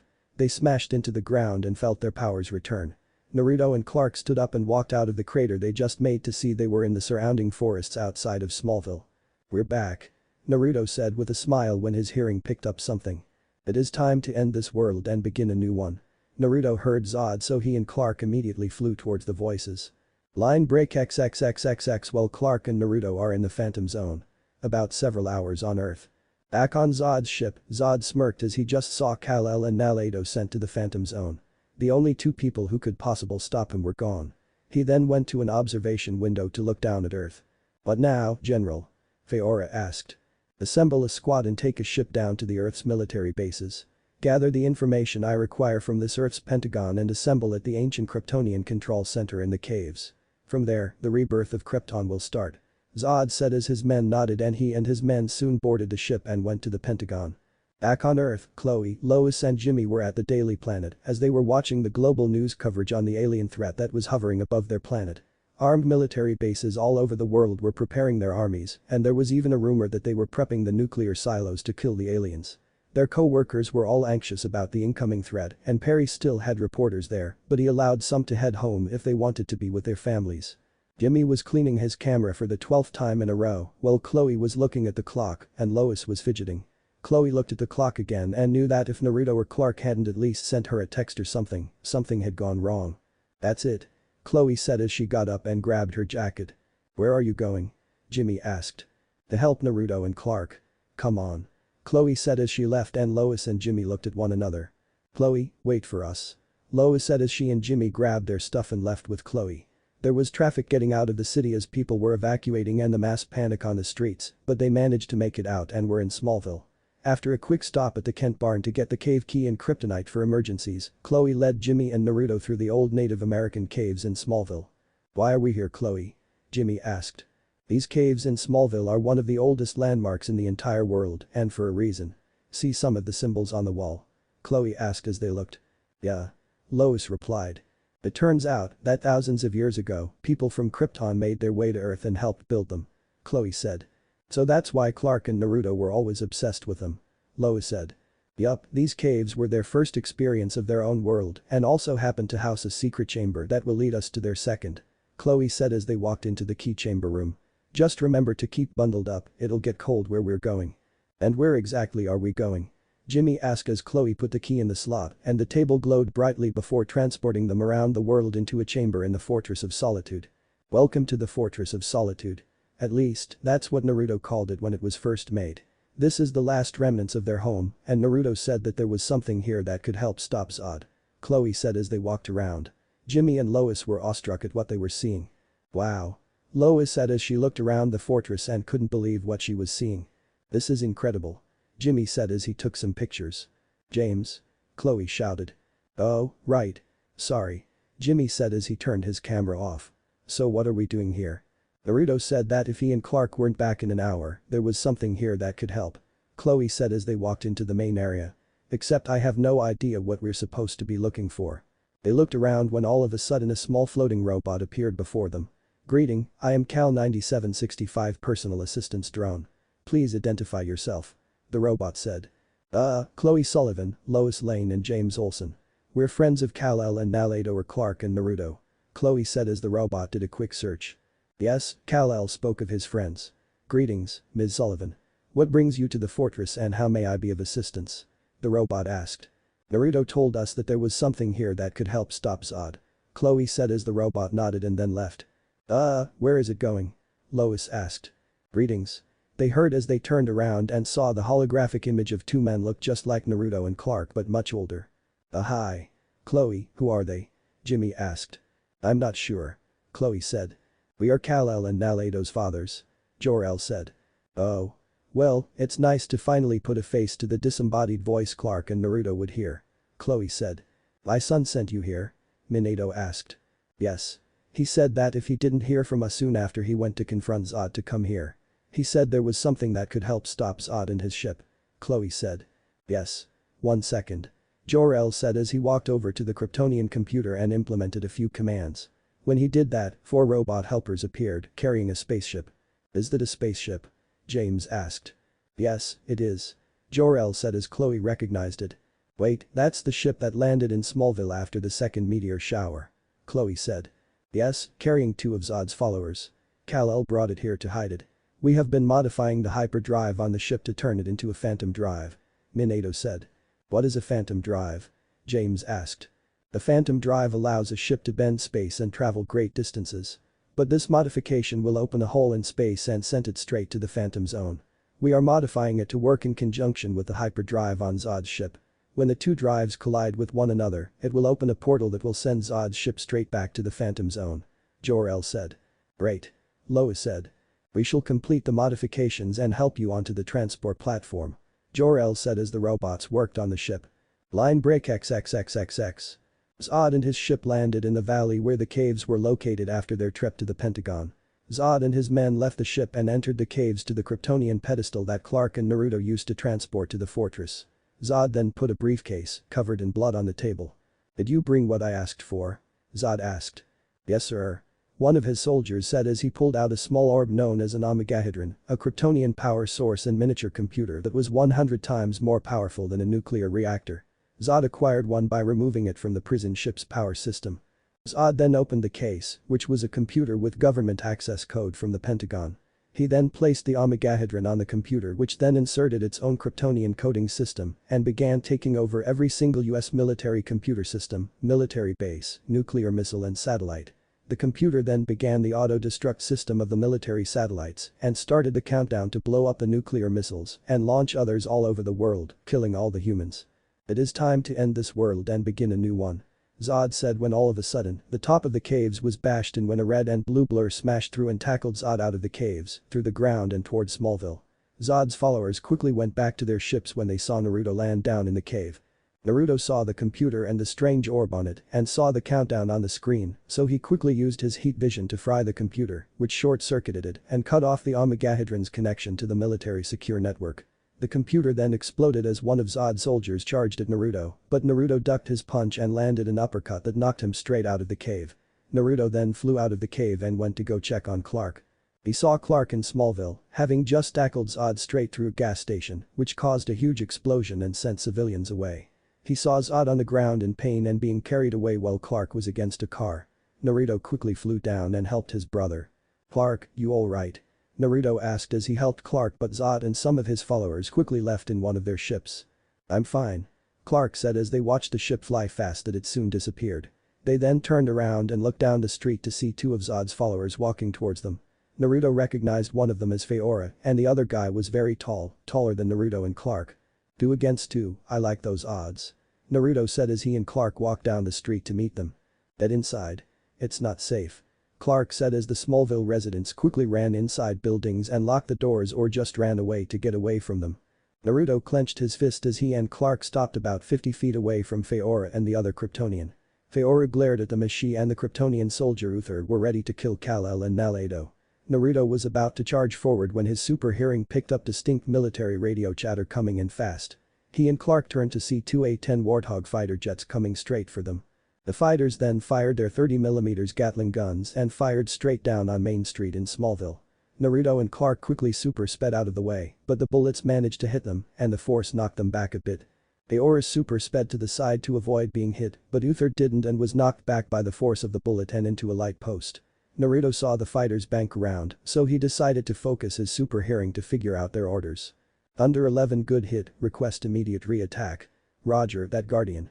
Making heading at 2 to 12 degrees Naruto heard Colonel Hardy say and the pilots respond.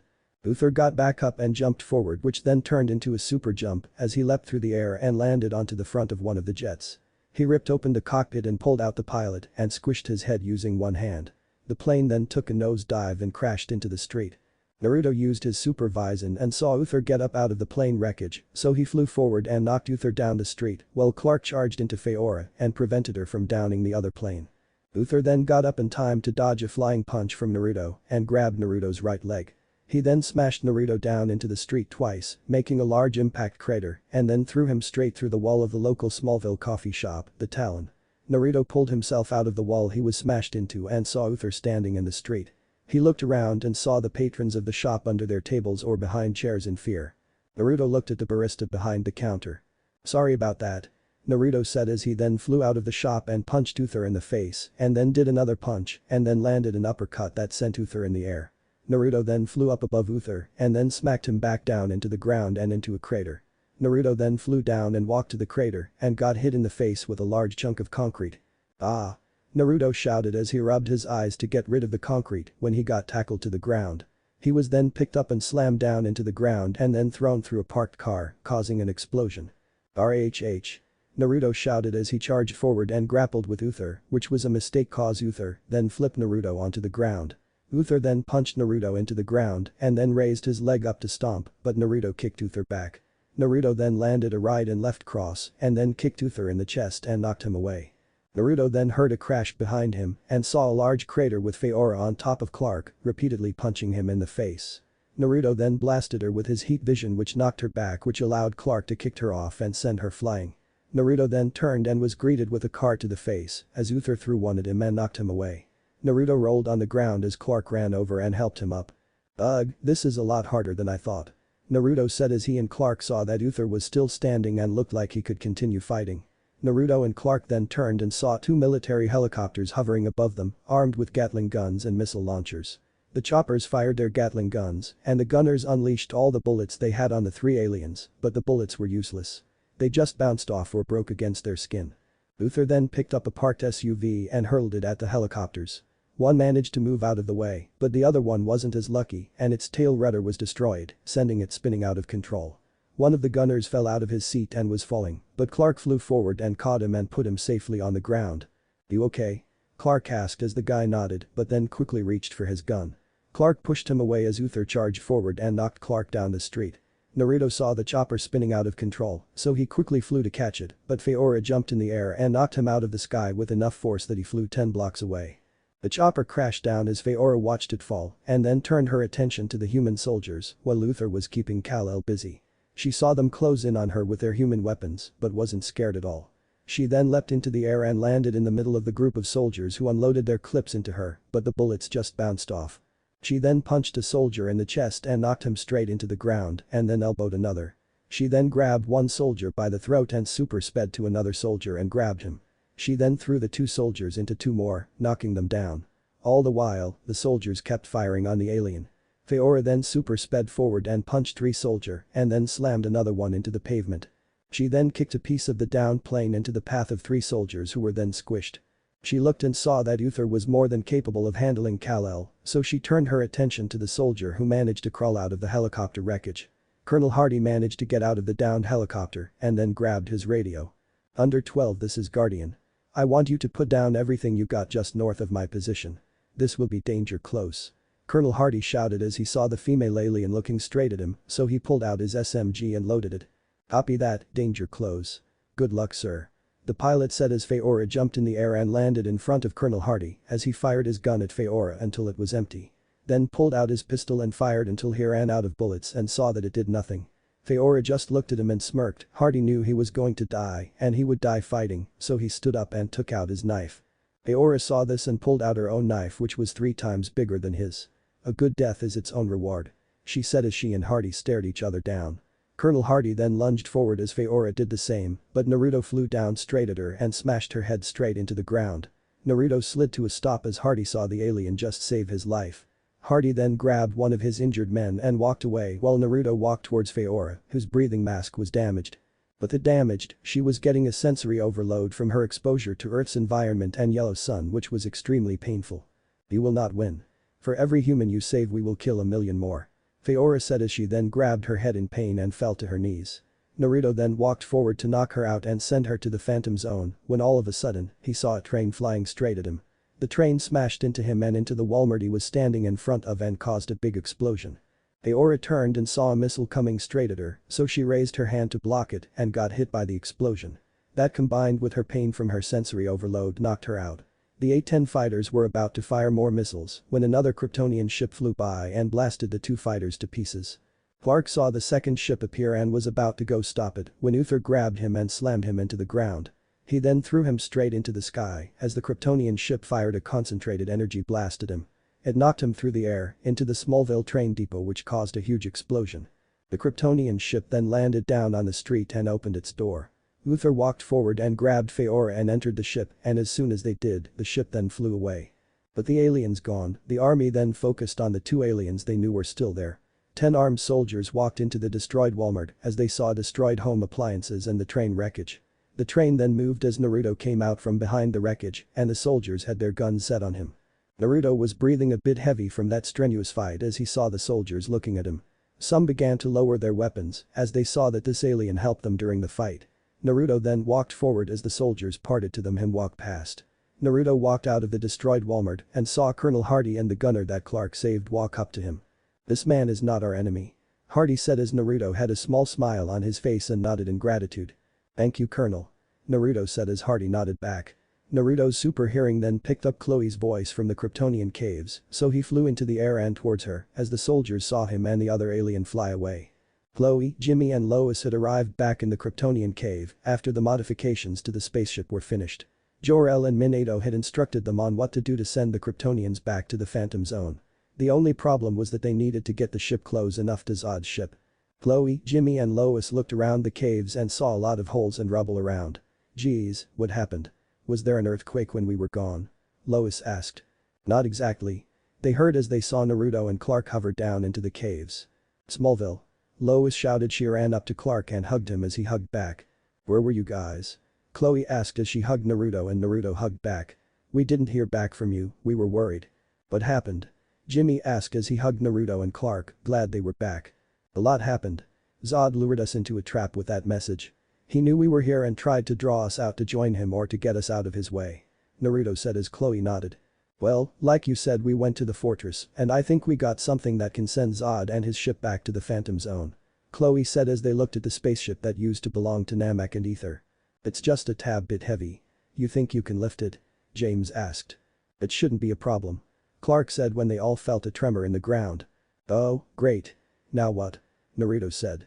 "Line break XXXXX. And Zod's ship, he and all his followers just returned from Earth in their ships after Kal-El and Naruto returned from the Phantom Zone, forced Zod to retreat, managed to give Faora and Uther a run for their money, and prevented Zod from using the humans' own weapons against them. Zod and his men were walking back to the main bridge of the ship. What happened?" one of the soldiers asked. "Kal-El exposed a temporary weakness.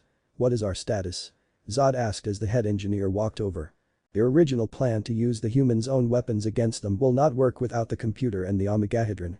But our computers have finally finished calibrating the world engine and we have analyzed the perfect spots for terraforming," he said. "How long will this process take?" Zod asked. "Once started, 12 hours. But the gravity field the world engine will produce will stop any human interference. Even Kal-El and Naruto will be powerless once the terraforming commences," he said as Zod nodded. "Release the world engine," Zod shouted as they imputed the commands in the computer and the world engine detached itself from the ship and flew down towards Earth. On Earth, back at the Mackenzie Airfield Base, General Swanwick and his analysts were monitoring the alien spaceship and saw that something new was happening. "What just happened?" Swanwick asked. "The ship just split in two. Track 1 is heading east, Track 2 is deploying towards the southern hemisphere," an analyst said. "How fast is that bogey moving?" Swanwick asked. "Approaching Mach 24 and accelerating. It looks like it's gonna impact somewhere in the South Indian Ocean," the analyst said as they watched the screen and saw the object move to its position and saw the main ship move towards Metropolis. "The rest of the ship is descending," another analyst said. "Put it on the board, now," Swanwick said. "Yes sir," the analyst replied as the main screen showed the images of the ship moving towards the outskirts of Metropolis. They watched as the ship descended till it was about a mile above the ground but was high enough that people in Metropolis could see it. Zod saw his ship move into position and was then told that the world engine was in position. "Bring the phantom drive online," Zod said as they powered up the ship's phantom drive and it shot a beam of energy straight down through the ground which made its way through the Earth to the world engine on the other side of the world. The world engine then turned on as it began released gas and smoke and the gravity field around it began to increase. "We are now connected to the world engine," one of Zod's engineers said. "Initiate," Zod said as the engineer imputed the command. The world engine then began releasing its gravity field through the center of the Earth and to the main ship near Metropolis and the environment around both the ship and the world engine began to change into that of Kryptons. The gravity field was also increasing the gravity pull of the Earth and would continue until it was that of Kryptons. Back at the Mackenzie Airfield Base, everyone was looking at the screen and wondering what the aliens were doing. "What did they just hit us with?" Swanwick asked Dr. Hamilton. "Some kind of gravity weapon. It's working in tandem with their ship. Somehow they're increasing the Earth's mass and clouding the atmosphere with particulates," Dr. Hamilton said as he watched the screen and then realized what they were doing. "Oh my god. They're terraforming." "What's that?" Captain Ferris asked. "Planetary engineering. Modifying the Earth's atmosphere and topography," Dr. Hamilton said. "They're turning Earth into Krypton," Swanwick said. "But what happens to us?" Captain Ferris asked. "Based on these readings there won't be an us," Dr. Hamilton said as one of the analysts answered the phone and stood up to address General Swanwick. "General Swanwick, sir. I'm on with the control tower. Colonel Hardy's on his way in and he's got Superman and Red Sun in tow," the analyst said. "Excuse me?" Swanwick asked. "The aliens, sir. That's what they were calling them. Superman and Red Sun," the analyst said as General Swanwick. Dr. Hamilton and his guards walked out to the airfield and saw Superman, Red Sun and Colonel Hardy's team return with a chopper carrying an alien ship. He saw the helicopter lower the ship onto a loading truck and Superman and Red Sun hover to the ground. "We have a plan, General," Naruto said. "Is that what I think it is?" Dr. Hamilton asked as he pointed to the spaceship. "It's a ship that one of Zod's followers used," Naruto said. "This ship is powered by something called a phantom drive. We managed to make some modifications to it. The phantom drive bends space and time. Zod's ship uses the same technology, and if we can make the two drives collide with one another, a singularity can be created," Dr. Hamilton said as he finished Superman's sentence. "Like a black hole?" General Swanwick asked as Naruto nodded. "Exactly. So when we open that black hole, they'll be sucked in and have no way to come back," Naruto said. "So you want us to bomb them with that?" Hamilton asked. "General, that craft maxes out 17,000 pounds. We can drop it from a C-17. It's a viable plan," Colonel Hardy said. "But Red Sun and I need to stop the machine over the Indian Ocean. If we don't, the gravity field will make it impossible to drop the ship," Clark said as General Swanwick nodded. "Good luck," Swanwick said as Clark and Naruto flew straight into the sky and flew towards the Indian Ocean to stop the world engine, while General Swanwick and the army prepped a C-17 and an escort of jets to accompany them. Line break XXXXX. Superman and Red Sun flew into the air and through the upper atmosphere of the Earth and went supersonic until they neared the South Indian Ocean. They then flew down and saw the world engine. It was pumping out dark clouds of dust which began acting as clouds and began forming lightning and crackling thunder. They saw the water in the immediate vicinity of the world engine was floating, and as the gravity field expanded, more of the ocean began to rise. Superman and Red Sun flew straight down to the world engine and through the cloud of smoke it was producing and immediately began coughing. The air around the world engine was toxic and dirty and immediately began to interfere with Superman and Red Sun's focus. They quickly cleared their throats and focused on the world engine and the expanding gravity field which they could feel. They could feel the gravity getting heavier and that it was taking much more strain and strength to fly. Superman and Red Sun were about to blast the world engine with their heat vision when a large compartment of the world engine opened up to reveal a pool of metallic-looking liquid metal. It then formed a dozen of metal claws which immediately shot out to try and grab them. Superman and Red Sun then immediately began to fly as the claws chased after them. They flew up and swerved around as the claws were like homing rockets and stayed right on their tail. One grabbed Superman and wrapped around him, but he broke free and then smashed another claw to pieces with a punch. Red Sun flew down towards the ground as the claws chomped and tried to grab him as they missed and grabbed up chunks of the ground. Red Sun kept flying until one claw grabbed his leg and smashed him into the ground. Another claw was about to impale him, but Red Sun used his heat vision and blasted it to pieces and then broke himself free. He then flew straight up and smashed through another claw and flew around to keep moving, but he saw Clark get grabbed and brought straight up into the thickest cloud of smoke. Clark coughed and tried to break free, but he couldn't concentrate in the smoke. The claw that dragged Clark down and smashed him into one of the legs of the world engine and then tossed him right into the gravity beam. He was then brought down to the ground under the heavy gravitational pull and was stuck there. Red Sun flew up as all the claws focused their attention on him, so he used his freeze breath and froze them before they could get to him. He then smashed them to pieces and blasted the world engine with his heat vision. His heat vision hit the machine, but the metal was extremely durable and tough, so he had to increase the power and intensity. "Arghh." Red Sun shouted as his heat vision changed from two beams of heat coming from his eyes to a single focused beam of energy that began to melt the metal of the world engine. While Red Sun was attacking the world engine, Superman grunted and groaned under the extreme gravitational push as he used all the strength he could muster to get up and make it to his knees. He struggled under the gravity as he raised his arm up and managed to stand on his 2 feet. Superman then managed to stand up straight and with all his might, flew straight up and was planning on smashing straight through the world engine. "Arghh." Superman shouted as he flew through the air, up the gravity pulse and smashed straight through the world engine and came out through the exhaust port. "Rhhh."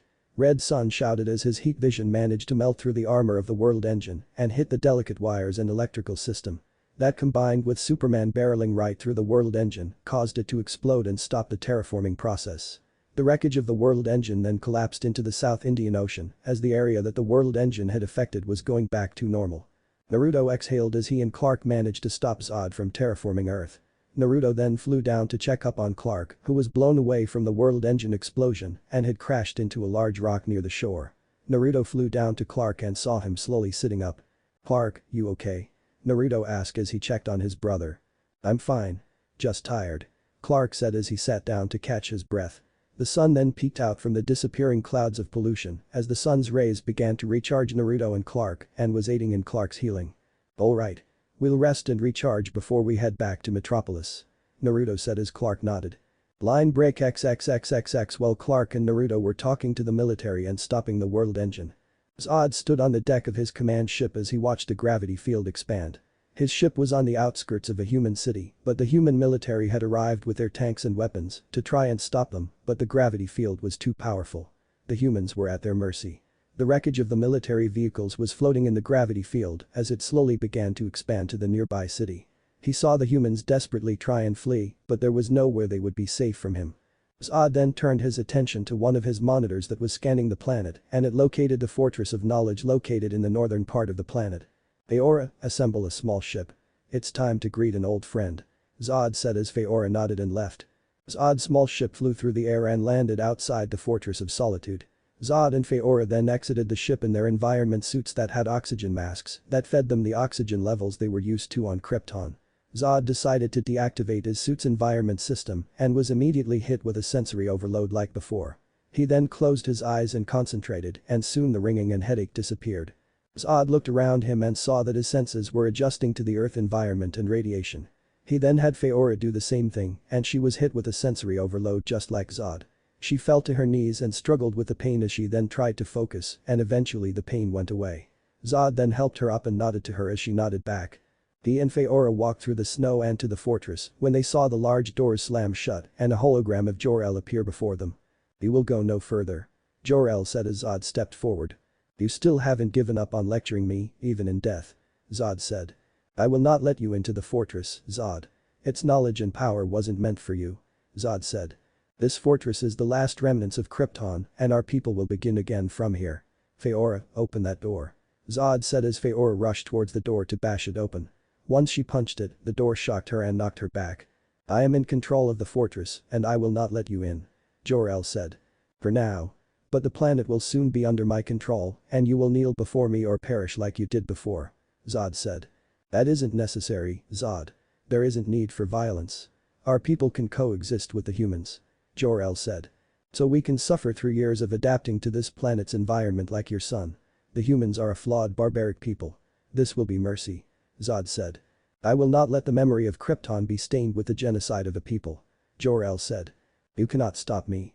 My men are skilled and my technology vastly outweighs anything the humans have," Zod said. "You are talking about genocide," Jor-El said. "Yes, and I'm arguing its merits with a ghost," Zod said. "We're both ghosts, Zod, can't you see that? The Krypton you're clinging onto is gone," Jor-El said. "Feora, prep the ship. I've grown tired of this nuisance," Zod said as Feora nodded. "My son and Naledo are twice the men you ever were. And he will stop you, I can promise you that," Jor-El said as Zod walked up to him. "Tell me.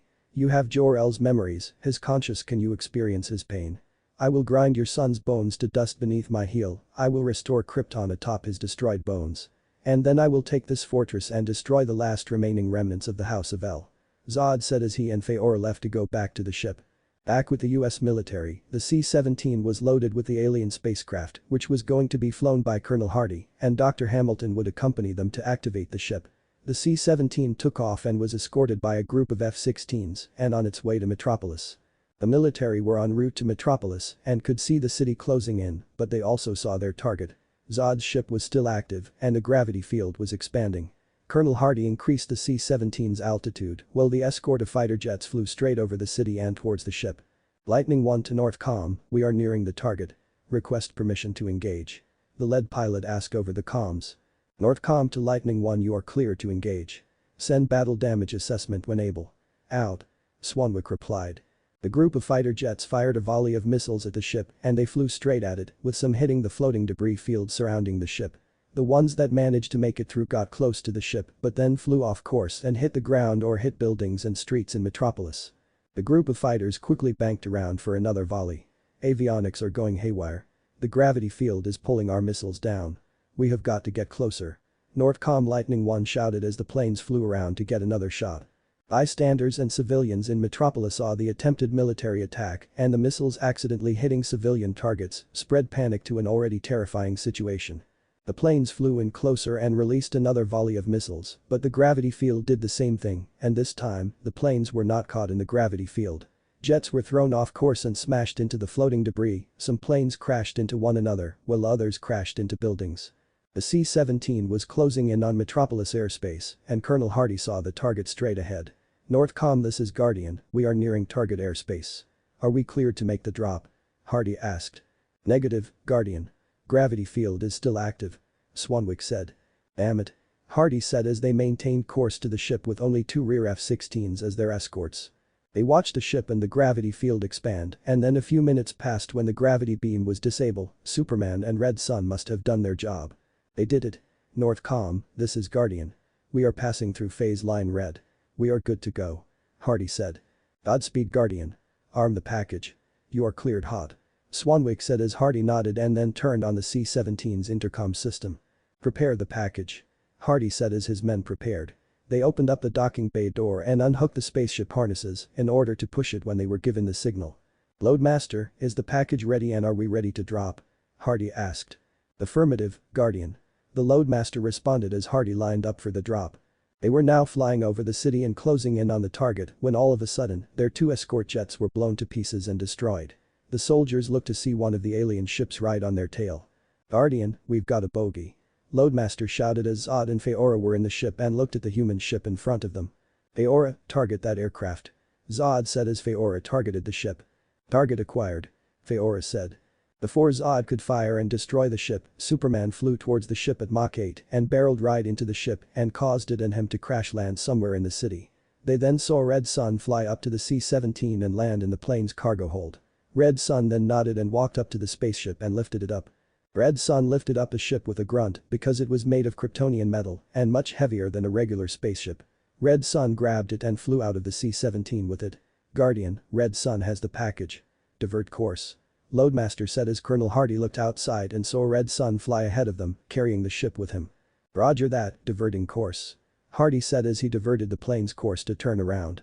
Red Sun then flew up and threw the ship at Zod's spaceship, and as they neared each other, they began to react to one another.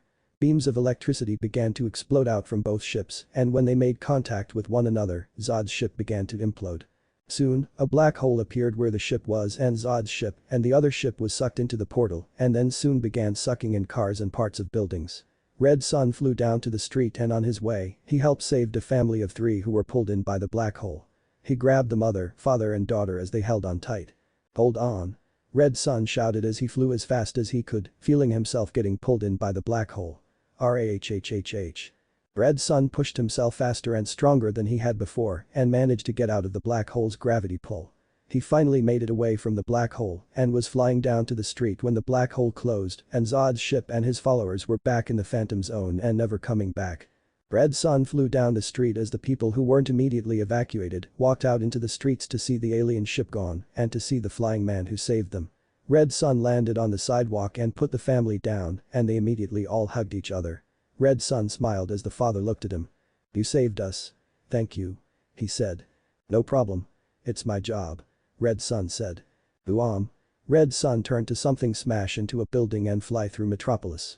He focused his vision and saw it was Clark who was then smashed mid-air by Feora and then Zod who followed her. Get to safety. Red Sun shouted as he flew up into the air and towards Clark. He saw Feora punch Clark through the air and Zod close-lined him. Naruto flew straight at them as Zod jumped in the air to punch Clark but was knocked out of the air as Naruto tackled him through 3 parked cars and then threw him down the street. Civilians and bystanders saw the fight and were both amazed and frightened, with some taking out their cameras and recording the fight. Get out of here. Naruto shouted as Zod charged forward and knocked him down the street. Naruto got up to see Zod walking towards him. You and Kal-El took my future from me. The future of Krypton is now destroyed. So I will take everyone you love from you. These humans you protect, I will kill them all and then crush your skull beneath my boot. Zod said as Naruto glared at him and fired his heat vision which knocked Zod back and into a building. You talk too much. Naruto said as he flew forward and into the building to see Zod was gone. He was then blindsided as Zod super sped to his right and knocked him out of the building. Naruto got back to his feet and saw Zod charge straight at him, so Naruto flew to the side as Zod smashed into the street. Naruto then flew forward and kicked Zod back as Zod skidded to a stop. Naruto then super sped forward and lashed out with 3 punches, but Zod blocked all of them and punched Naruto across the face and knocked him to the ground. Zod then kicked Naruto across the face and knocked him into a car. Naruto then got up to duck under one of Zod's punches, which Naruto was able to counter with a punch of his own to Zod's stomach. Zod was knocked back as Naruto followed up that punch with another one that knocked him to the ground. Naruto then hit him again and then grabbed him and threw him in the air and into a building. Naruto then flew after Zod to see him and Clark fighting in the streets, and Clark get hit by an uppercut and knocked up a building. Naruto was about to go help when he was blasted out of the air and into a building. Naruto turned to see Feora on the ground and her eyes glowing red. Feora then fired another volley of heat vision as Naruto fired his own to meet hers. Naruto flew out of the hole in the building as his heat vision battled hers in a spectacle of red light and heat. Naruto then stopped and flew straight down as Feora's heat vision smashed into the building. Naruto flew down to the street as Feora's heat vision blasted cars, street signs, lampposts and the ground, but she couldn't turn fast enough to hit Naruto before he punched her down the street. Naruto then followed up and smashed her through the streets and then threw her into the air. He then flew up to smack her back down to the ground, but she turned in mid-air and kicked him across the face and knocked him down to the street in front of the Daily Planet building, making a small crater. Naruto stood up out of the crater to see a lot of the Daily Planet employees who were evacuating the building taking pictures. Naruto then looked up to see Feora was floating in the sky, she must have learned to fly. "Rah!" Naruto shouted as he flew towards her, and when he got close, she punched him across the face and then hit him in the stomach and neck before slamming him down into a building. Naruto immediately got back up and flew after her as she flew through the city with Naruto right on her tail. Naruto fired volleys of his heat vision to knock her out of the sky, but she kept dodging. Naruto saw her fly down a street and knew a shortcut to cut her off, so he flew down another street and as Feora flew the street but was then tackled out of the air and smashed through a building and knocked to the ground. Naruto then quickly got up and super sped forward to tackle her and knocked her to the ground. He then punched her in the face twice, but Feora grabbed his arm as he went for the third punch. She then head-butted him in the face and knocked him back. She then punched him across the face, kicked him in the back of the leg, sending him to his knee, and she then got behind him and began to choke him out. Naruto choked as he tried to break her hold. He stood up and flew backwards and slammed her into a building, but she still kept her grip. Naruto then slammed her into a building again and then slammed her onto the ground, but she wouldn't let go as Naruto began to feel his airways constrict. "It's over, Naruto. Your time on Earth has made you weak like the humans," Feora said as she began to squeeze even more as Naruto kept slamming her into buildings to try and get her off, and now he started elbowing her, but she wouldn't let go. "Your sense of morality is an evolutionary flaw. You may share our blood, but you are not a Kryptonian," Feora said as Naruto kept struggling when he saw something. "You may be right. Labored breathing, but I've got something you don't," Naruto said. "And what would that be?" Feora asked as she kept squeezing. "Friends. Now." Naruto shouted as Chloe stepped out of the alley and opened up a small lead box which held a chunk of green kryptonite. As soon as the lead box was opened, the green kryptonite began to affect Naruto and a surprised Feora. Ugh, Naruto groaned in pain as he and Feora fell to the ground and could feel themselves dying on the inside. What's happening?" Feora shouted as she felt her cells exploding from the inside. "Meet kryptonite," Naruto managed to say as he felt the pain getting worse. Chloe slowly walked forward as Jimmy and Lois ran out of the alley and grabbed Naruto and pulled him away from the kryptonite. "Jimmy the crystal," Naruto said as he looked to his pocket and Jimmy nodded. He reached into Naruto's pocket and took out his Phantom Zone crystal. Jimmy then ran over to Feora and touched her with the crystal and she was soon sucked into the crystal and transported to the Phantom Zone. Chloe then shut the box as Naruto exhaled. "Ah," Naruto said as he felt himself getting better now that the kryptonite was gone. "Thanks." "No problem. I figured with an army of Kryptonians, having some kryptonite would be a good idea," Chloe said as Naruto smiled. "Where's Clark?" Lois asked as they heard a loud boom from the sky and saw Zod and Clark in a locked fight as they flew towards the earth with dozens of flaming pieces of wreckage coming down as well. Naruto used his super vision and saw the Wayne Enterprises logo. Zod and Clark must have taken their battle to space and smashed a Wayne Enterprises satellite. "I got him," Naruto said as he was about to fly, but Chloe stopped him. "Naruto, you've got to stop that wreckage. It'll wreck the city," Chloe said as Naruto nodded. "I'm on it," Naruto said as he flew into the air and towards the falling wreckage. Naruto flew into the air and held his fists out and smashed right through a piece of the falling satellite. He then banked around and concentrated his heat vision as much as he could into a focused heat blast and obliterated 4 more pieces of the falling satellite. He then smashed into another piece of wreckage as he saw 3 more pieces heading towards the Lex Group building. He then flew as fast as he could and used his freeze breath to freeze the pieces of wreckage, and then he barreled through them and reduced them to little frozen pieces of ice. Naruto then stopped in the air and saw that all the pieces of wreckage from the satellite were destroyed and then looked down at the Metropolis train station and saw the roof was destroyed and Clark had Zod in a chokehold. Time slowed down as Naruto saw Zod ready his heat vision to try and kill a family of 3, so Naruto flew down to the train station and landed in front of the family as Zod fired his heat vision. "Arg!" Naruto shouted as he shielded the family from the blasts of heat. "Run!" The family ran for cover as Naruto took the force of the heat vision and began skidding backwards across the floor from the force of the blast. Naruto then looked at Clark, who nodded back. "My father sends his regards," Clark said as he pulled out his Phantom Zone crystal and touched Zod, and he was sent back to the Phantom Zone with no way to leave. Naruto fell to the ground as he felt the sting from that heat vision. Clark walked over and helped Naruto back to his feet as they took a sigh of relief, knowing that the threat of Zod was over. "Nicely done," Naruto said as Clark nodded. "Yeah. It's over," Clark said as people who were still in the train station walked out and looked at Naruto and Clark. "Should we be concerned and leave?" Naruto asked as the people began to cheer for them, shouting out thanks and gratitude for saving them. "No rush in leaving," Clark said as Naruto smiled. Line break XXXXX. 2 weeks had passed after the Kryptonian invasion in Metropolis, and the entire world realized that they weren't the only beings in the galaxy or the most advanced or powerful. The Kryptonian arrival put the governments of the world to try and retrieve any pieces of the alien wreckage or any kind of alien remnants for their own purposes. They also began to refocus their resources onto government programs and sections that dealt with the superpowered or anything alien related after the reveal of the Kryptonians and the 2 Earth-raised Kryptonians who saved Metropolis. Naruto and Clark were now known to the world as Red Sun and Superman, the Men of Steel. After Zod and his forces were defeated, Naruto spent the entire week afterward using their powers to help clean up and fix Metropolis. They repaired buildings, helped repave the streets, transported people to hospitals, and stopped criminals who took advantage of the situation. With Naruto and Clark working together, the entire city was rebuilt in 9 days. The people of Metropolis were grateful and cheering for their heroes, which was only boosted by the awesome article Chloe and Lois wrote and the pictures Jimmy took. There was even talks that they were being nominated for Pulitzers. Even though Naruto and Clark did a lot of good, there were still a majority of people who were afraid of them. There were anti-alien haters that began to speak out against Superman and Red Sun, and many people in law enforcement and the military didn't like the idea of 2 godlike powered people running around without any means to stop them, except for their word as good people. One of the military people who had experience with Red Sun and Superman, General Swanwick, was driving in the desert near a satellite communication station and on their way back to a military base with Captain Ferris driving. It was a simple and quiet drive as they made their way back to the base when all of a sudden, a Predator drone was sent crashing down to the road. Ferris saw this and swerved the car to a stop as they saw the puff of smoke and sand from the Predator wreckage. They got out of the car and walked forward as the smoke and sand dissipated and they saw Red Sun standing amidst the wreckage of the drone. He stood there with a slight smile and his arms crossed. "Are you fing stupid?" Swanwick shouted. "It's one of your surveillance drones," Red Sun said. "That's a $12 million piece of hardware," Swanwick shouted. "It was. And they'll keep piling up if you and the military keep trying to track me and Superman. So stop," Red Sun said.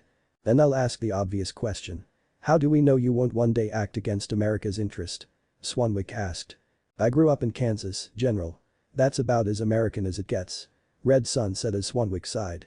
"Look, Superman and I are here to help, but it has to be on our own terms. And you have to convince Washington of that." "Even if I were willing to try, what makes you think they'd listen?" Swanwick asked. "I don't know, General. Guess I'll just have to trust you," Red Sun said as he turned around and flew away. Swanwick sighed as he turned around to see Captain Ferris with a smile on her face. "What are you smiling about, Captain?" Swanwick asked. "Nothing, sir. I just think he's kind of hot," Ferris said with a smile as Swanwick nodded. "Get in the car, Captain," Swanwick said. "Yes, sir," Ferris said as they got in the car and left. Back in Smallville, Naruto, Clark, Martha, Chloe, Lois and Jimmy were at the Smallville cemetery as Naruto, Clark and their mom wanted to visit Jonathan's grave. In light of everything that happened, they wanted to pay him a visit. Naruto and Clark walked up to their father's grave with their mother and laid down some flowers. "He always believed you boys were meant for greater things. And that when the day came, your shoulders would be able to bear the weight," Martha said. "Yeah. I just wish he could have been here to see it finally happen," Clark said as they looked down at their father's tombstone. "He saw it, Clark. Believe me. Even when you boys didn't see it in yourselves, he saw it," Martha said as Naruto and Clark smiled. So, what are you boys gonna do when you're not out there saving the world? Have you given any thought to that? I think that's more of a question for Clark, Mom. Naruto said. I have, actually. I've actually got a job interview. Clark said. Really, where? Naruto asked as they walked back to Chloe, Lois and Jimmy. The Daily Planet. Chloe said. Yeah, Chloe and I were able to talk to Perry and grease the wheels a bit. And we also submitted some of the articles you wrote back for the Torch. Perry was pretty impressed. Lois said as Clark walked up to her and smiled. He looped his arm around her waist as she hugged him and he kissed her head. It'll be nice to have you at the planet. Jimmy said. Yeah, and it'll be the perfect place to keep my ear to the ground. A place where people won't look twice and I can be informed of everything that happens. Clark said. It'll keep you busy. We'll just keep perfecting your appearance so people won't mistake Clark Kent for Superman. Lois said. I guess that means Metropolis gets Superman. So what about you, Naruto? You sticking around here too? Chloe asked as Naruto smiled. As much as I would like to, I think Metropolis is set with just one of us. Besides, there are a lot of other cities out there and the entire world will need our help from now on. I go where my job sends me. Naruto said. Cell phone ringing. Naruto took his phone out of his pocket and saw it was his boss. Oh, speak of the devil. Excuse me. Naruto said as he answered his phone. Yes. Haha. Yes sir. Oh, well thank you sir. Yes sir. Sure. I don't mind. Haha. Wait, how much of a raise? Okay. When do you want me to move? Okay. I'll get ready. Thanks. Yes sir. I'll keep you updated. Naruto said as he hung up. What was that about? Chloe asked. That was my boss. He's been impressed with my work over the last few years that he promoted me to supervisor of the books division. Naruto said as everyone smiled. Wow, congratulations. Chloe said as she and Martha hugged him. So what does that mean? Martha asked. It means I've got a lot more work. My boss wants me to supervise the Starling City branch as head supervisor. I'm basically in charge. Naruto said as they smiled. Nice. Jimmy said. I guess that means you're heading to Starling City. Lois said. Yup, I'm leaving in a few days. I'll head there, find a place to live and get to work. Naruto said. I wonder how the vigilante of Starling City will take to having Red Sun in his city. Chloe said. I'm sure it'll be fine. What's the worst that can happen? Naruto asked. End of chapter 1. What if Kryptonian Naruto x Supergirl Council bashing end here and thanks for watching my video till the end.